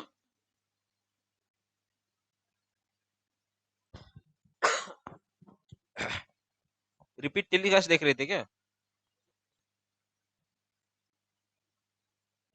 तारक मेहता के ओल्ड एपिसोड्स। चलिए, चैलेंजिंग पॉइंट, चलिए, चैलेंजिंग पॉइंट, ये वाला पॉइंट चैलेंजिंग पॉइंट, ये समझा दीजिए मुझे, चलो मान जाऊंगा आपको। सीएसटी वाला।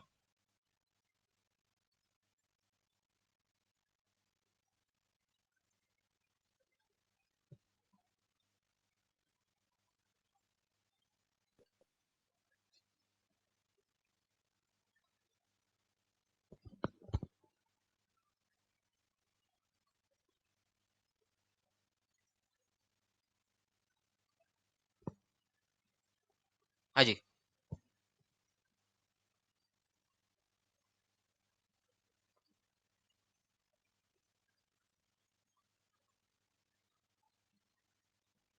एग्जाम्पल भी दिया है आपको।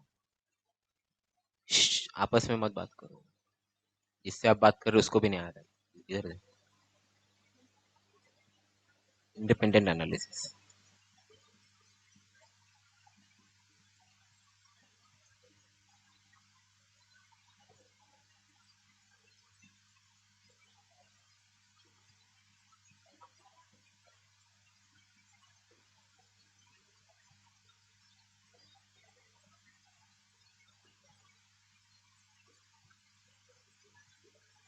हाँ जी,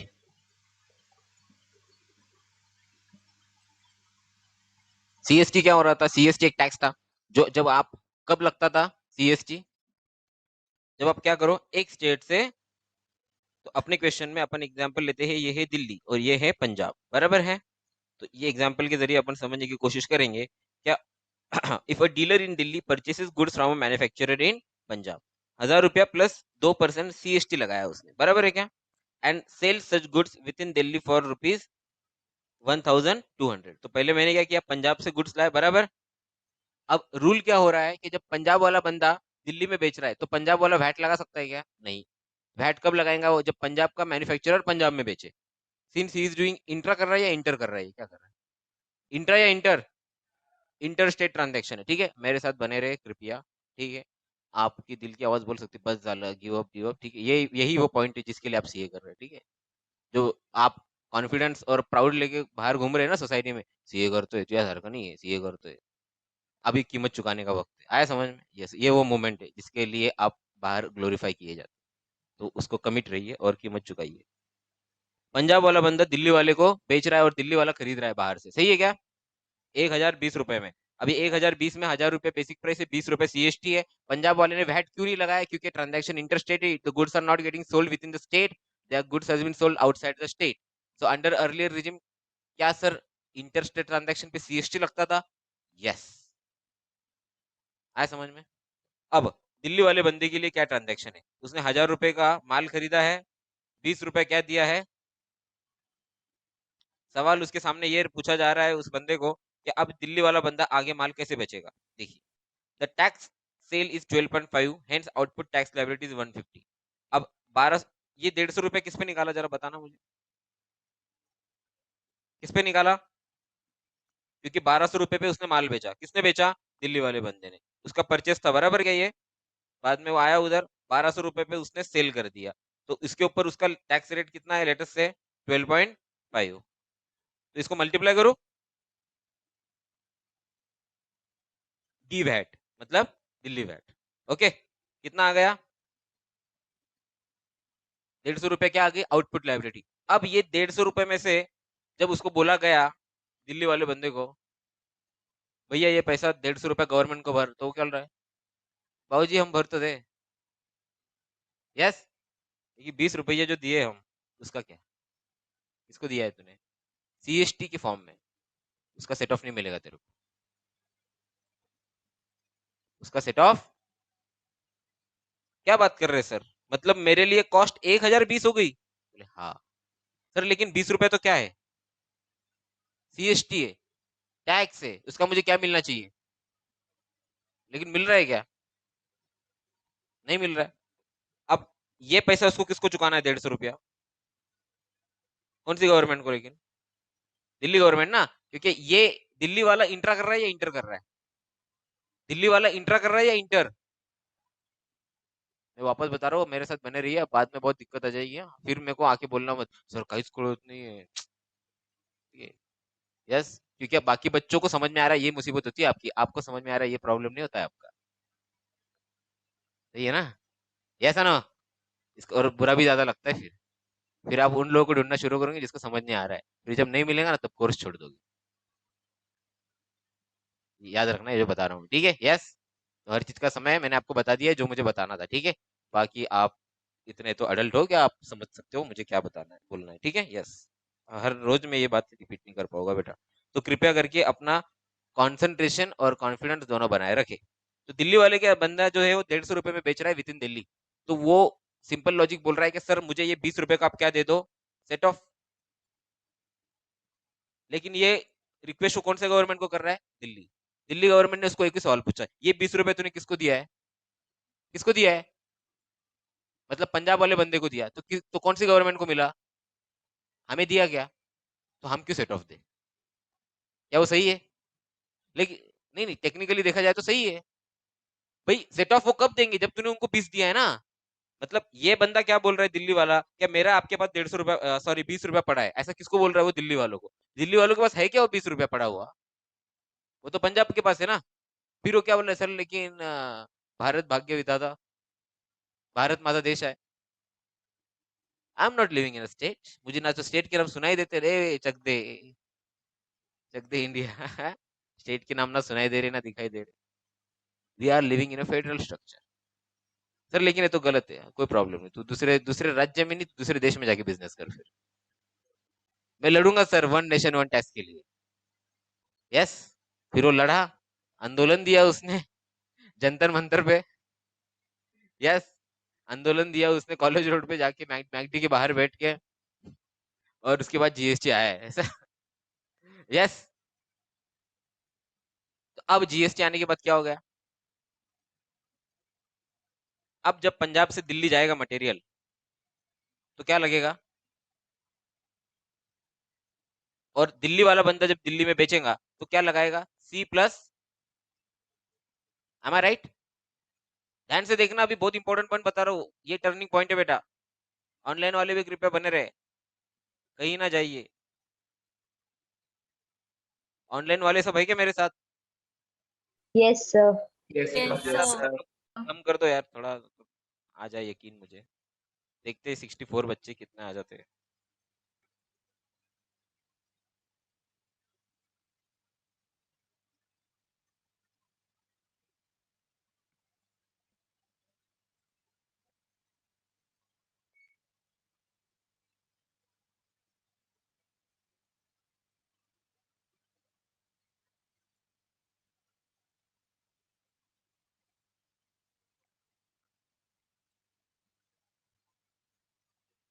आ जाइए। तो अभी क्या हो रहा है सीन?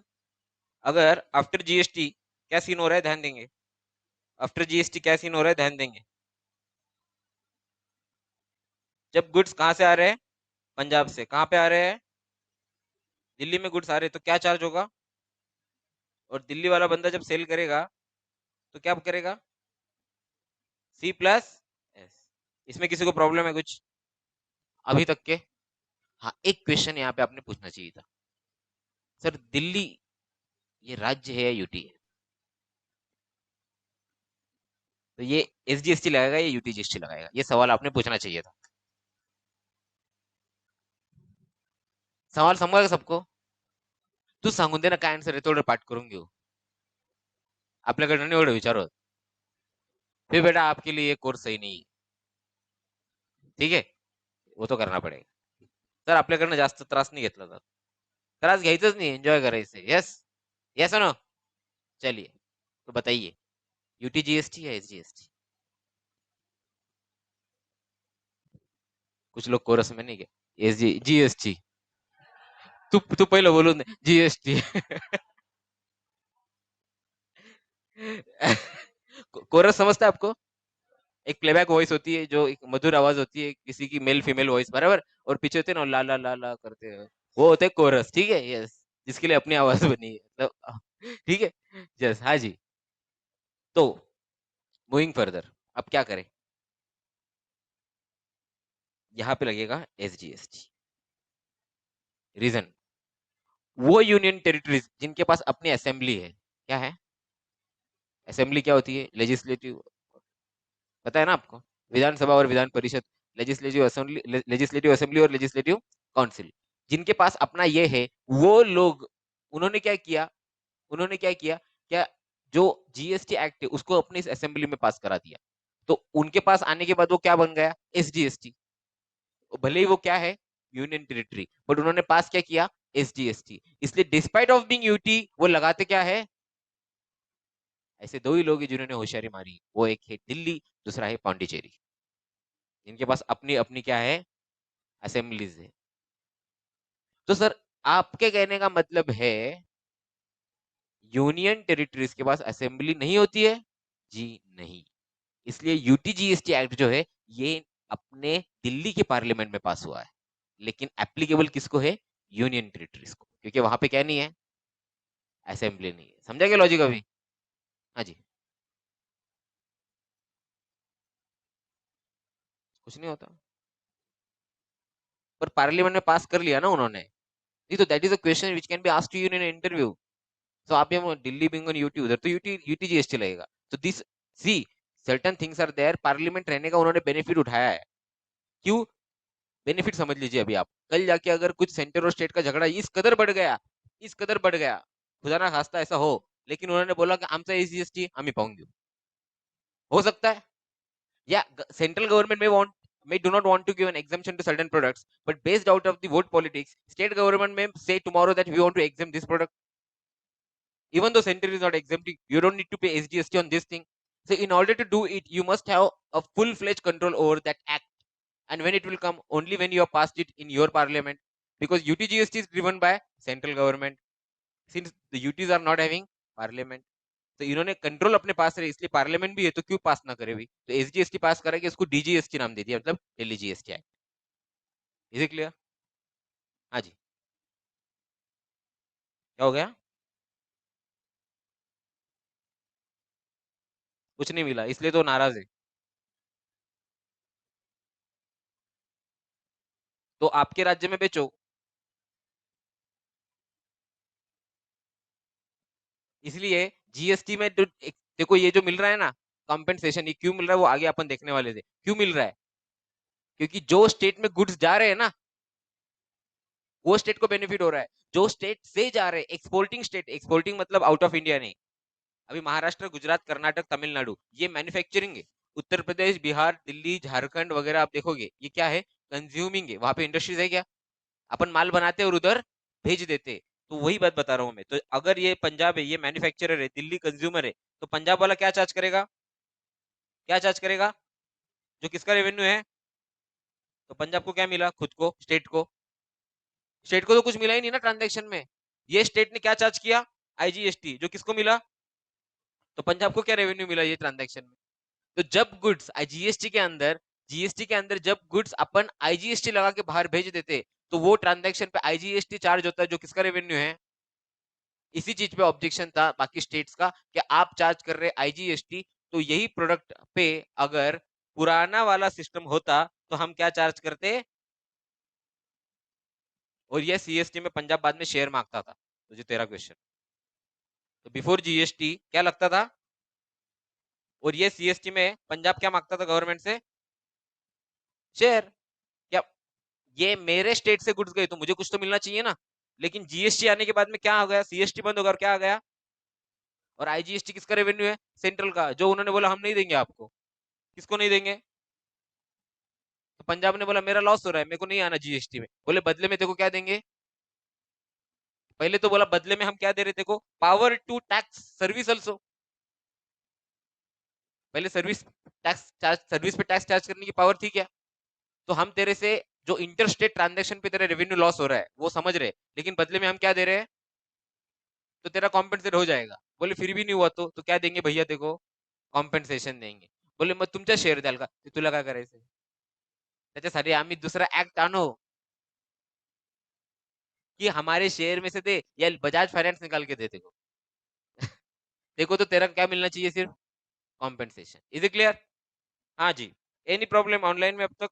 चलिए आगे बढ़ेंगे अभी। तो सी प्लस एस ट्रांजेक्शन है, ये हमने देख लिया। मेरा अगला सवाल है जो मैं पूछ सकता हूँ आप लोगों से? बिल्कुल तरी विचारणार मी काय असं। दिल्ली वाला बंदा जो है, इसके पास अभी बात करेंगे आउटपुट में क्या है और इनपुट में क्या है। इनपुट में क्या है इसके पास? आईजीएसटी। और आउटपुट में क्या है? बोलो।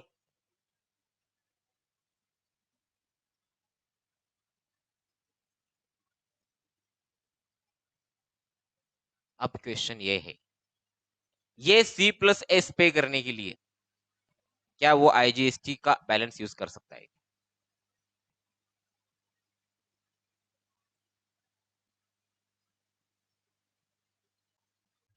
ये सिनेरियो है। समझा क्या आपको? सीजीएसटी एसजीएसटी कितना भरना है? 100 रुपया भरना है, और आईजीएसटी का आईटीसी कितना है? 150 रुपया। तो ये 200 रुपया पे करने के लिए ये मैं 150 रुपया यूज कर सकता हूँ या नहीं, ये क्वेश्चन। Yes, no? नहीं नहीं सर, सी के लिए सी चाहिए, एस के लिए एस चाहिए, ये क्रॉस नहीं चलेगा। बिल्कुल मिलेगा, नहीं तो लोग मारेंगे पकड़ के। अभी इसी दिन के लिए तो क्या लाया था, वन नेशन। अगर आप ये आईजीएसटी का आईटीसी नहीं दोगे तो 150 रुपया क्या बन जाएगा? कॉस्ट। और फिर इस पे क्या लगेगा? टैक्स। इससे अच्छा तो पुराना वाला ही था ना। फिर कशाला एवढं मायग्रेशन आणि मीटिंग एवढं सगळं कशाला घेत? सहज असं बोर होत होतं. कॉन्स्टिट्यूशन अमेंडमेंट वगैरे खूप दिवसापासून काहीच अमेंडमेंट नव्हती, आणि 100 झाले होते, 101 करून टाकू, तेवढंच बरं भाऊ असं. Can this be the view? No? Yes no? तो बिल्कुल आईजीएसटी का आपको सेट ऑफ मिलेगा। तो मास्टर लाइन दे रहा है, वो भी आपको याद रखने वाली बात है लाइफ टाइम। क्या आईजीएसटी का क्रेडिट, ध्यान से सुनो, किसका क्रेडिट? और सही हुए गलत ये बताना। क्या आईजीएसटी का क्रेडिट मैं सीजीएसटी और एसजीएसटी की लायबिलिटी के अगेंस्ट यूज कर सकता हूं क्या? यस और नो? क्या सिर्फ सीजीएसटी? क्योंकि दोनों को रेवेन्यू सेंट्रल का, ऐसा आप सोच रहे हैं क्या? फिर ये दोनों के अगेंस्ट क्या क्वेश्चन अपने सामने? क्या जो आईजीएसटी का आईटीसी है वो सीजीएसटी प्लस एसजीएसटी दोनों के लायबिलिटी पे करने के लिए मैं यूज कर सकता हूं या नहीं? ऑनलाइन वाले चैट बॉक्स में अपना अपना अभिप्राय दर्ज कराए। कर सकता हूं दोनों के लिए? संपत आलं तरी लोक ऍडमिट होत आहे, काय विषय हा? कुछ तो पहली बार ही नाम देख रहा हूं मैं, पहली बार आ रहे। हाँ जी, यस। तो कितने लोग बोल रहे हैं भाई दोनों के अगेंस्ट मिल जाएगा? Yes, please raise hand. एक व्यू तो ये हो गया। पहला व्यू क्या है? क्या आईजीएसटी जो है सीएस ओनली, बराबर। दूसरा व्यू क्या हो सकता है? आईजीएसटी सिर्फ सेंट्रल के अगेंस्ट। ये व्यू के कितने लोग हैं? एक दो, ठीक है। तीसरा व्यू जो है वो भी ले लेता हूं। Yes sir, no ITC in this case. C का सी, एस का एस, आई का I, match the pairs clearly, don't make cross border. हाँ जी। कितने लोग हैं भाई जो अभी भी भ्रमित है, कंफ्यूज है थोड़े से, एक ओपिनियन पे नहीं आ पा रहे? Anyone like this? वो भी चलेगा अपने D, none of the above वाले।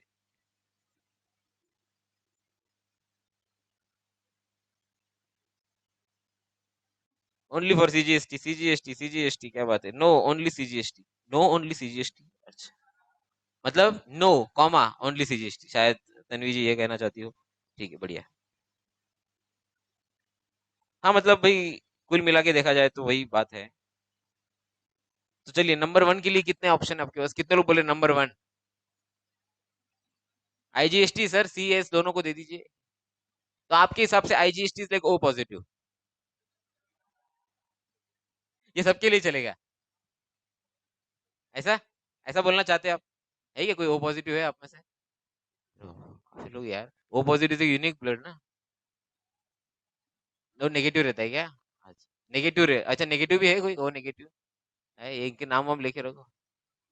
ठीक है। बी पॉजिटिव, बी पॉजिटिव तो आधी दुनिया है यार, मैं भी उसके अंदर नहीं। बी पॉझिटिव्ह नाही कोणी आहे ना, रिक्वायर्ड अर्जंटली आपण फोन करू, कुठला बी पॉझिटिव्ह ठेव फोन. का बर बी पॉझिटिव्ह 10 लोग येते, वेरी कॉमन, पता होगा आपको शायद, है ना? चलिए, तो अब ले दे के बात ये आ गई है सर,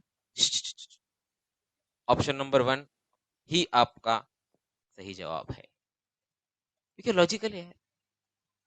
क्या फायदा फिर इतनी आप नौटंकी करके, असं आहे तसं आहे, गुड अँड सिंपल टॅक्स आहे आणि वन नेशन वन टॅक्स आहे, असं करून तसं करू, बराबर है ना? आपको देना ही पड़ेगा। अब सवाल ये आ रहा है सिर्फ वो लोगों का, कि सर जो आईजीएसटी है उसका सेट ऑफ सीजीएसटी की लाइबिलिटी के अगेंस्ट आप दे रहे हो, नो प्रॉब्लम, लेकिन एसजीएसटी की भी लाइबिलिटी के अगेंस्ट आप दे रहे हो। एसजीएसटी किसका रेवेन्यू था? बराबर है। अब स्टेट के अपने केस में कितना रुपए लेना है उसको? ये 100 रुपया मान लो, अब एग्जाम्पल लेते इजी वाला, क्या इजी वाला एग्जाम्पल लेते कि महाराष्ट्र गवर्नमेंट की बात हो रही, पंजाब से लाके अपन महाराष्ट्र में बेच रहे, ठीक है, ओके, पंजाब से मैंने गुड्स लाए और महाराष्ट्र में बेच दी, अब मेरी लाइबिलिटी कितनी आ रही है, 100 रुपए सीजीएसटी, 100 रुपए जीएसटी, मेरे पास आईटीसी है 150 रुपए का, बराबर है। तो मैंने महाराष्ट्र गवर्नमेंट मेरे पास आई, बोले भाई मिर्जा वो 100 रुपए का तेरा सेल बन रहा है वो दे, मैंने कहा सर मैं नहीं दूंगा, बोले क्यों, मेरा कुछ पैसा पड़ा है सेंटर के पास, बोले कितना पड़ा है, मैंने कहा सर 150 रुपया, बोले ठीक है एडजस्ट करके कितना बचता है, मैंने कहा सर 150 रुपया था उसमें से सीजीएसटी पूरा गया, फिर कितना बचा, 50 बचा, वो 50 में कहा यूज करूंगा, तो मैं 50 माइनस करके आपको कितना दूंगा सिर्फ,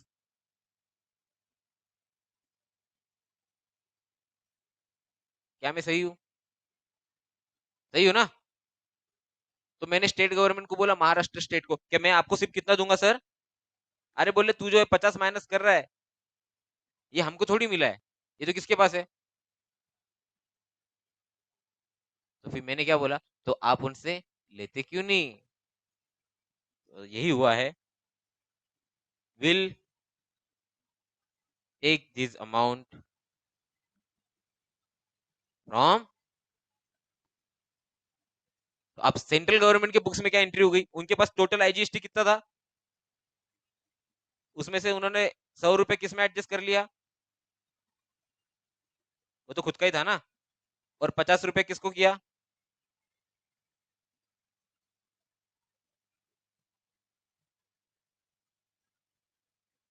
क्या ना से, तो आईजीएसटी टेक्निकली ये बोल लू मैं क्या, is nothing but a memorandum account, एक स्टेट से लेता है दूसरे को दे देता है, सही है क्या, सही है ना, एक स्टेट से लेते हैं अपन आईजीएसटी, मतलब क्या हुआ, पंजाब से जब माल बेचा गया तो 150 रुपए की लाइबिलिटी बनी, पंजाब के डीलर ने 150 रुपए सेंट्रल गवर्नमेंट को जमा आईजीएसटी में जमा करा दिए, बराबर, जैसे ही मैंने इधर माल बेचा तो मेरी 100 की लाइबिलिटी बनी, सही है क्या, yes no, 100 CGST, 100 CGST and 100 जो कि स्क्रीन पे दिख रहा है आपको, सही है क्या। जैसे ही ये पैसा लेने की बात आई, मैंने गवर्नमेंट को बोला सर मैं देने के लिए कोई प्रॉब्लम नहीं, आई एम रेडी टू पे, लेकिन मेरे को 150 का सेट ऑफ चाहिए, बोले अच्छा कैसे करेगा, अब ये भी बता दूं, कुछ लोग पूछ रहे होंगे सर ये जरूरी है कि पहले सीजीएसटी खत्म करने का, ऐसा कुछ नहीं है, you can do it in any ratio, मतलब मैं 75 75 भी कर सकता था, 150 रुपए थे ना मेरे पास, लेकिन वो क्यों फालतू बना करने का है? आप किसी भी रेशो में कर लो, सही है क्या, ये गवर्नमेंट ने रूल लाया, पहले रूल था, अभी इसके अंदर 6 बार चेंज हुआ है, सेट ऑफ के रूल में, रूल 88 है, read with rule 36(4), section 49(5), 6 bar change हुआ है, तो आपको मैं वही पढ़ाऊंगा जो आपको एप्लीकेबल, आप टेंशन, अपन देखेंगे आगे, आया समझ में, is it clear, yes no. तो क्या मैं ये बोल सकता हूँ क्या आईजीएसटी जो है ये एक मेमोरेंडम है, पंजाब वाले बंदे से ले लिया अपने पास जमा रखा, फिर जब महाराष्ट्र में ट्रांजेक्शन हुआ तो महाराष्ट्र स्टेट बोलने लगी अरे वो जो डीलर है वो बोल रहा है कि 50 रुपए आपके पास पड़ा हुआ है वहां से एडजस्ट करूंगा, वो 50 रुपए दो, मैंने कहा ये लो 50, और फिर जो 100 बचा था, यस, यस नो, यस, तो डीलर को फिर से बोला गया भैया 100 रुपए सीजीएसटी का तो दे दे, वो बोले ऑलरेडी मैंने क्या पे किया हुआ है, जो किसके पास है, तुम्हारे ही पास से, सेंट्रल ये सीजीएसटी भी किसका रेवेन्यू है, तुम्हारा ही रेवेन्यू, तो जब मेरे को तुमसे 150 लेना है और तुमको 100 देना है तो उसी में कर लो प्लस माइनस, आया समझ में, यस नो। तो आईजीएसटी जो है टेक्निकली इस तरह से खत्म हो जाता है, और इस तरह से वन नेशन वन टैक्स का बेनिफिट पास ऑन हो रहा है कि टैक्स पे टैक्स नहीं लग सकता है in, even though the transactions are interstate, और अर्लियर टैक्स रिजीम में इंटरस्टेट ट्रांजेक्शन में क्या होता था, ये जब पंजाब से दिल्ली गुड्स आते थे तो क्या लग जाता था, सीएसटी, तो सीएसटी जो आपने 20 रुपए पे किया इसका आपको क्या मिलता था, नो सेट ऑफ अवेलेबल, क्या ना से सो, अरे बोलो, अब ये सब लिखने की जरूरत है क्या, तो नहीं, जो काम का अपन नोटबुक में वही लिखेंगे, अपन नोटबुक में वही लिखेंगे जो काम का है, इज इट क्लियर, क्यों, क्योंकि अपने को दोनों चीजें करनी, पास भी होना है और नॉलेज भी लेना है, ठीक है, नॉलेज मैंने आपको दे दिया, नोटबुक में मैं बोलूंगा आपको तब लिखेंगे अपन, आप घाई और जल्दबाजी बिल्कुल ना करें, ठीक है, यस, धीरे धीरे लिखेंगे, नोटबुक एकदम अच्छी होनी चाहिए, नोटबुक को आप इज्जत दो, ठीक है, आपको जिंदगी में लक्ष्मी चाहिए कि नहीं, लक्ष्मी मतलब, हाँ चाहिए कि नहीं चाहिए, अरे बोलो, तो पहले सरस्वती की पूजा करो, आया समझ में, यस नो, तो लक्ष्मी आएगी आपके पास, ठीक है। वो लक्ष्मी जो बिना सरस्वती के आई है, वो अहंकार तैयार करती है इंसान। हालांकि आजकल का जो जमाना है, उसमें जिन्होंने सरस्वती के साथ लक्ष्मी का, मैं उनकी भी गारंटी में ले नहीं सकता, लेकिन फिर भी त्यातला त्यात। ओके, चलिए बढ़ते आगे, आइए। हाँ जी। नहीं नहीं नहीं नहीं नहीं, ये तो हक था अपना, ये तो अपना हक था। अभी ये जो 50 रुपए लिया ना अपन ने, ये तो अपने अपने पैसे थे ना उधर पड़े हुए, उसमें से एडजस्ट किया। जो एक्सपोर्टिंग स्टेट उसको कुछ नहीं मिला, मतलब पंजाब को कुछ नहीं मिला, इसलिए पंजाब को कॉम्पनसेशन देंगे अभी गवर्नमेंट। हमारा तो पैसा ऑलरेडी पड़ा हुआ था ना, वो दिया। तो देख, मैंने जो परचेस किया पंजाब से, उसमें मेरा आईटीसी पड़ा हुआ था, तो गवर्नमेंट ने वो मुझे रिफंड कर दिया। यस, तो वो तो गवर्नमेंट के पास आया हुआ था पैसा, तो ये तो गवर्नमेंट का लॉस नहीं हुआ। गवर्नमेंट का लॉस कब होगा? जब पंजाब वाला आप पैसा मांगेगा, तो एक ही बार गवर्नमेंट को देना है, जो कि एक्सपोर्टिंग स्टेट को देना है। जो स्टेट से माल बाहर जा रहा है, वो स्टेट को देगा, और वो उसका कॉम्पेंसेशन रहेगा। वो वसूल करने के लिए सेस लगाया गया है। और ये भी कब देखेंगे हम? अब ये तू बोल रही बराबर है कि एक्सपोर्टिंग की वजह से लॉस हुआ, लेकिन पहले तुमको सर्विस टैक्स नहीं मिलता था तुम्हारे स्टेट का। अब जीएसटी की वजह से तुम्हें जो एसजीएसटी तुम्हारे स्टेट में जो सर्विस दी गई, उसके एसजीएसटी में तुम्हारा शेयर है कि नहीं अभी सर्विस में? वो भी मिल रहा है। तो हम टोटल निकालेंगे कि एक्सपेक्टेड रेवेन्यू कितना था, एक्चुअल कितना है, और जो डेफिसिट होता था, that will be only the eligible amount for the compensation. Okay, चलिए आगे बढ़ते हैं। तो ये कुछ प्रॉब्लम्स थे।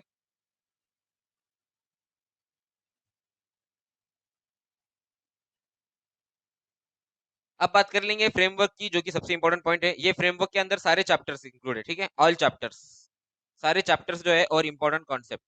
इसको आप आईएमपी मार्क कर देना एग्जाम में के लिए, ये याद रखेंगे हम, ठीक। वैसे में हम इसको डिटेल में लिखेंगे नोटबुक में, तब भी समझेगा, लेकिन फिलहाल के लिए फ्रेमवर्क जो होता है ना, इसके अंदर क्या होता है, फ्रेमवर्क का मतलब क्या, ये फ्रेम है आपका, इसमें आपको जीएसटी है, तो आपको जीएसटी समझना है, तो आपको ये साइड समझनी होगी, ये साइड समझनी होगी, ये साइड, ये सब समझ रहे हैं अभी अपन। इसको बोलते हैं फ्रेमवर्क, कि जीएसटी के आसपास है क्या भाई। तो आइए पहला पॉइंट समझते हैं। इंडिया में जीएसटी कौन सा है? अरे बताओ, ड्यूअल जीएसटी मतलब क्या? दो जीएसटी अपने अडॉप्ट किए ना। Not a very proud thing to say. I would be very happy कि अगर गवर्नमेंट एक ही लॉ लेकर आता तो। सही है ना? आपका सेंटर पे भरोसा नहीं है, आपका स्टेट पे भरोसा नहीं है, तो आपका हमारे पे कैसे होगा? और हम लोग चाहते, और आप लोग चाहते हैं कि मैं उस वेंडर पे भरोसा रखूं कि वो 10 तारीख के अंदर अपना टैक्स डिपॉजिट कर देगा। याद है ना आपको? उसने टैक्स डिपॉजिट नहीं किया तो मुझे क्या नहीं मिलेगा? आईटीसी, याद है क्या? हाँ, हमसे आशा से होने दे। ये थोड़ा ब्यूरोक्रेटिक भी होता है, ब्यूरोक्रेसी भी जो है वो एक लिमिट के बाद चली जाए अगर, तो सरकार से बड़ी हो जाती है। इसका आदर्श उदाहरण है ये लॉ। ये बात मैं रिकॉर्डिंग के अंदर बोलूँ। चलिए, यस, इसलिए ब्यूरोक्रेसी जो है, वो एक लेवल तक ही बेटर होती है, उसके बाद में जो है, ब्यूरोक्रेसी समझती है ना आप? हाँ, चलिए। तो इसमें ऐसा कुछ है नहीं जो मैं आपको बताऊं अलग से, अपना सब कुछ डिस्कस हो चुका है ऑलरेडी।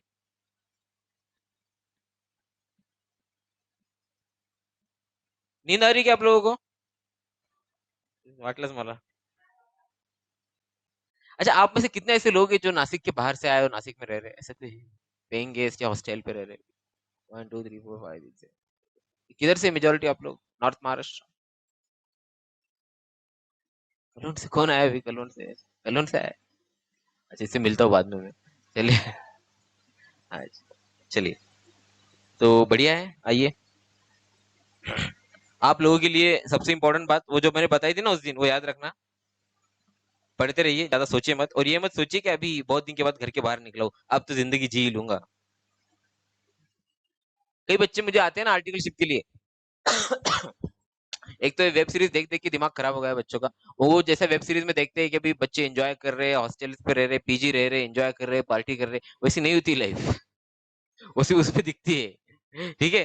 एक्चुअली जब आप जाते हो कोई बड़े शहर में जॉब के लिए, आर्टिकलशिप के लिए, या अपनी जिंदगी बनाने के लिए, तो 100 काम होते हैं जिसमें अपन उलझ के रह जाते हैं, और फिर अपने को फ्रस्ट्रेशन होता है, मैंने तो कुछ अलग सोचा था, अब मेरे साथ कुछ और ही हो रहा है। Standard minus actual is adverse variance. है ना? ऐसा ना फिर ऐसा हो जाता है नहीं क्या, मेरे साथ ही ऐसा होता है, मेरे को तो समझ ही नहीं आ रहा है कुछ क्या हो रहा है, फिर वो कुछ तो बहाना करता है ना, तब्येतच बरी राहत नाही असं तसं येतं, फिर वापस आ जाता है। ठीक है?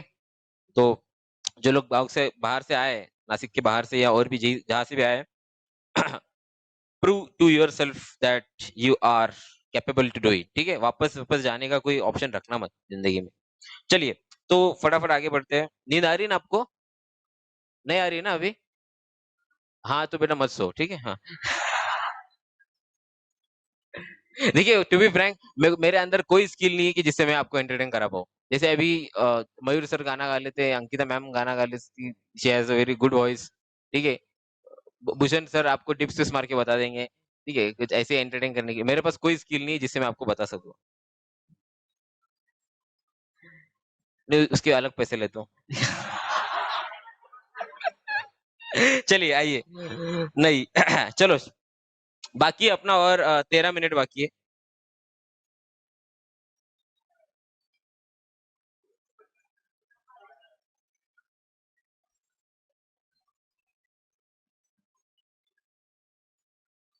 क्या हो गया? चलिए आइए। तो ड्यूअल जीएसटी हमने समझ लिया, 2 जीएसटी हैं। मुझे एक सवाल पूछा है यशस्वी ने, आप मुझे व्हाट्सएप कर दीजिए, इस पे अपन चर्चा करेंगे, ठीक है? अब बढ़े आगे। क्या चाहिए आप लोगों को? पार्टी? कशाची पार्टी भाई? रीजन बाद में देखेंगे ऐसा? किस चीज की चाहिए हो तो बता दो। अच्छा, आप लोगों को रनर अप रहे हुए हम, ऐसा वो उसके बारे में बोल रहे थे। हार गए ना यार। दुख की क्या पार्टी दूं मैं तेरे को?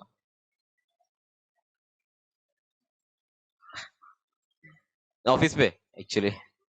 चलिए, जीएसटी के बारे में बात करेंगे। डेस्टिनेशन बेस्ड टैक्स कैसे जीएसटी करेंगे अपन, आपका संधान वैली का भी प्लान करना है ना आपका? हाँ, करते करते एग्जीक्यूट करते हैं। ठीक है, चलो उसके बारे में कुछ बात कर लेते हैं। ऑनलाइन वाले आप चाहे तो एग्जिट कर सकते हैं। आज मैं 10 मिनट पहले ही रोक के कुछ वार्तालाप करना चाहूंगा। यदि आप मुझसे जुड़ना चाहे तो आप बने रहिए, लेकिन मैं रिकॉर्डिंग ऑफ कर रहा हूँ। So for those who are recording the lecture, I'll take you. Bye bye. Take care. Jai Hind.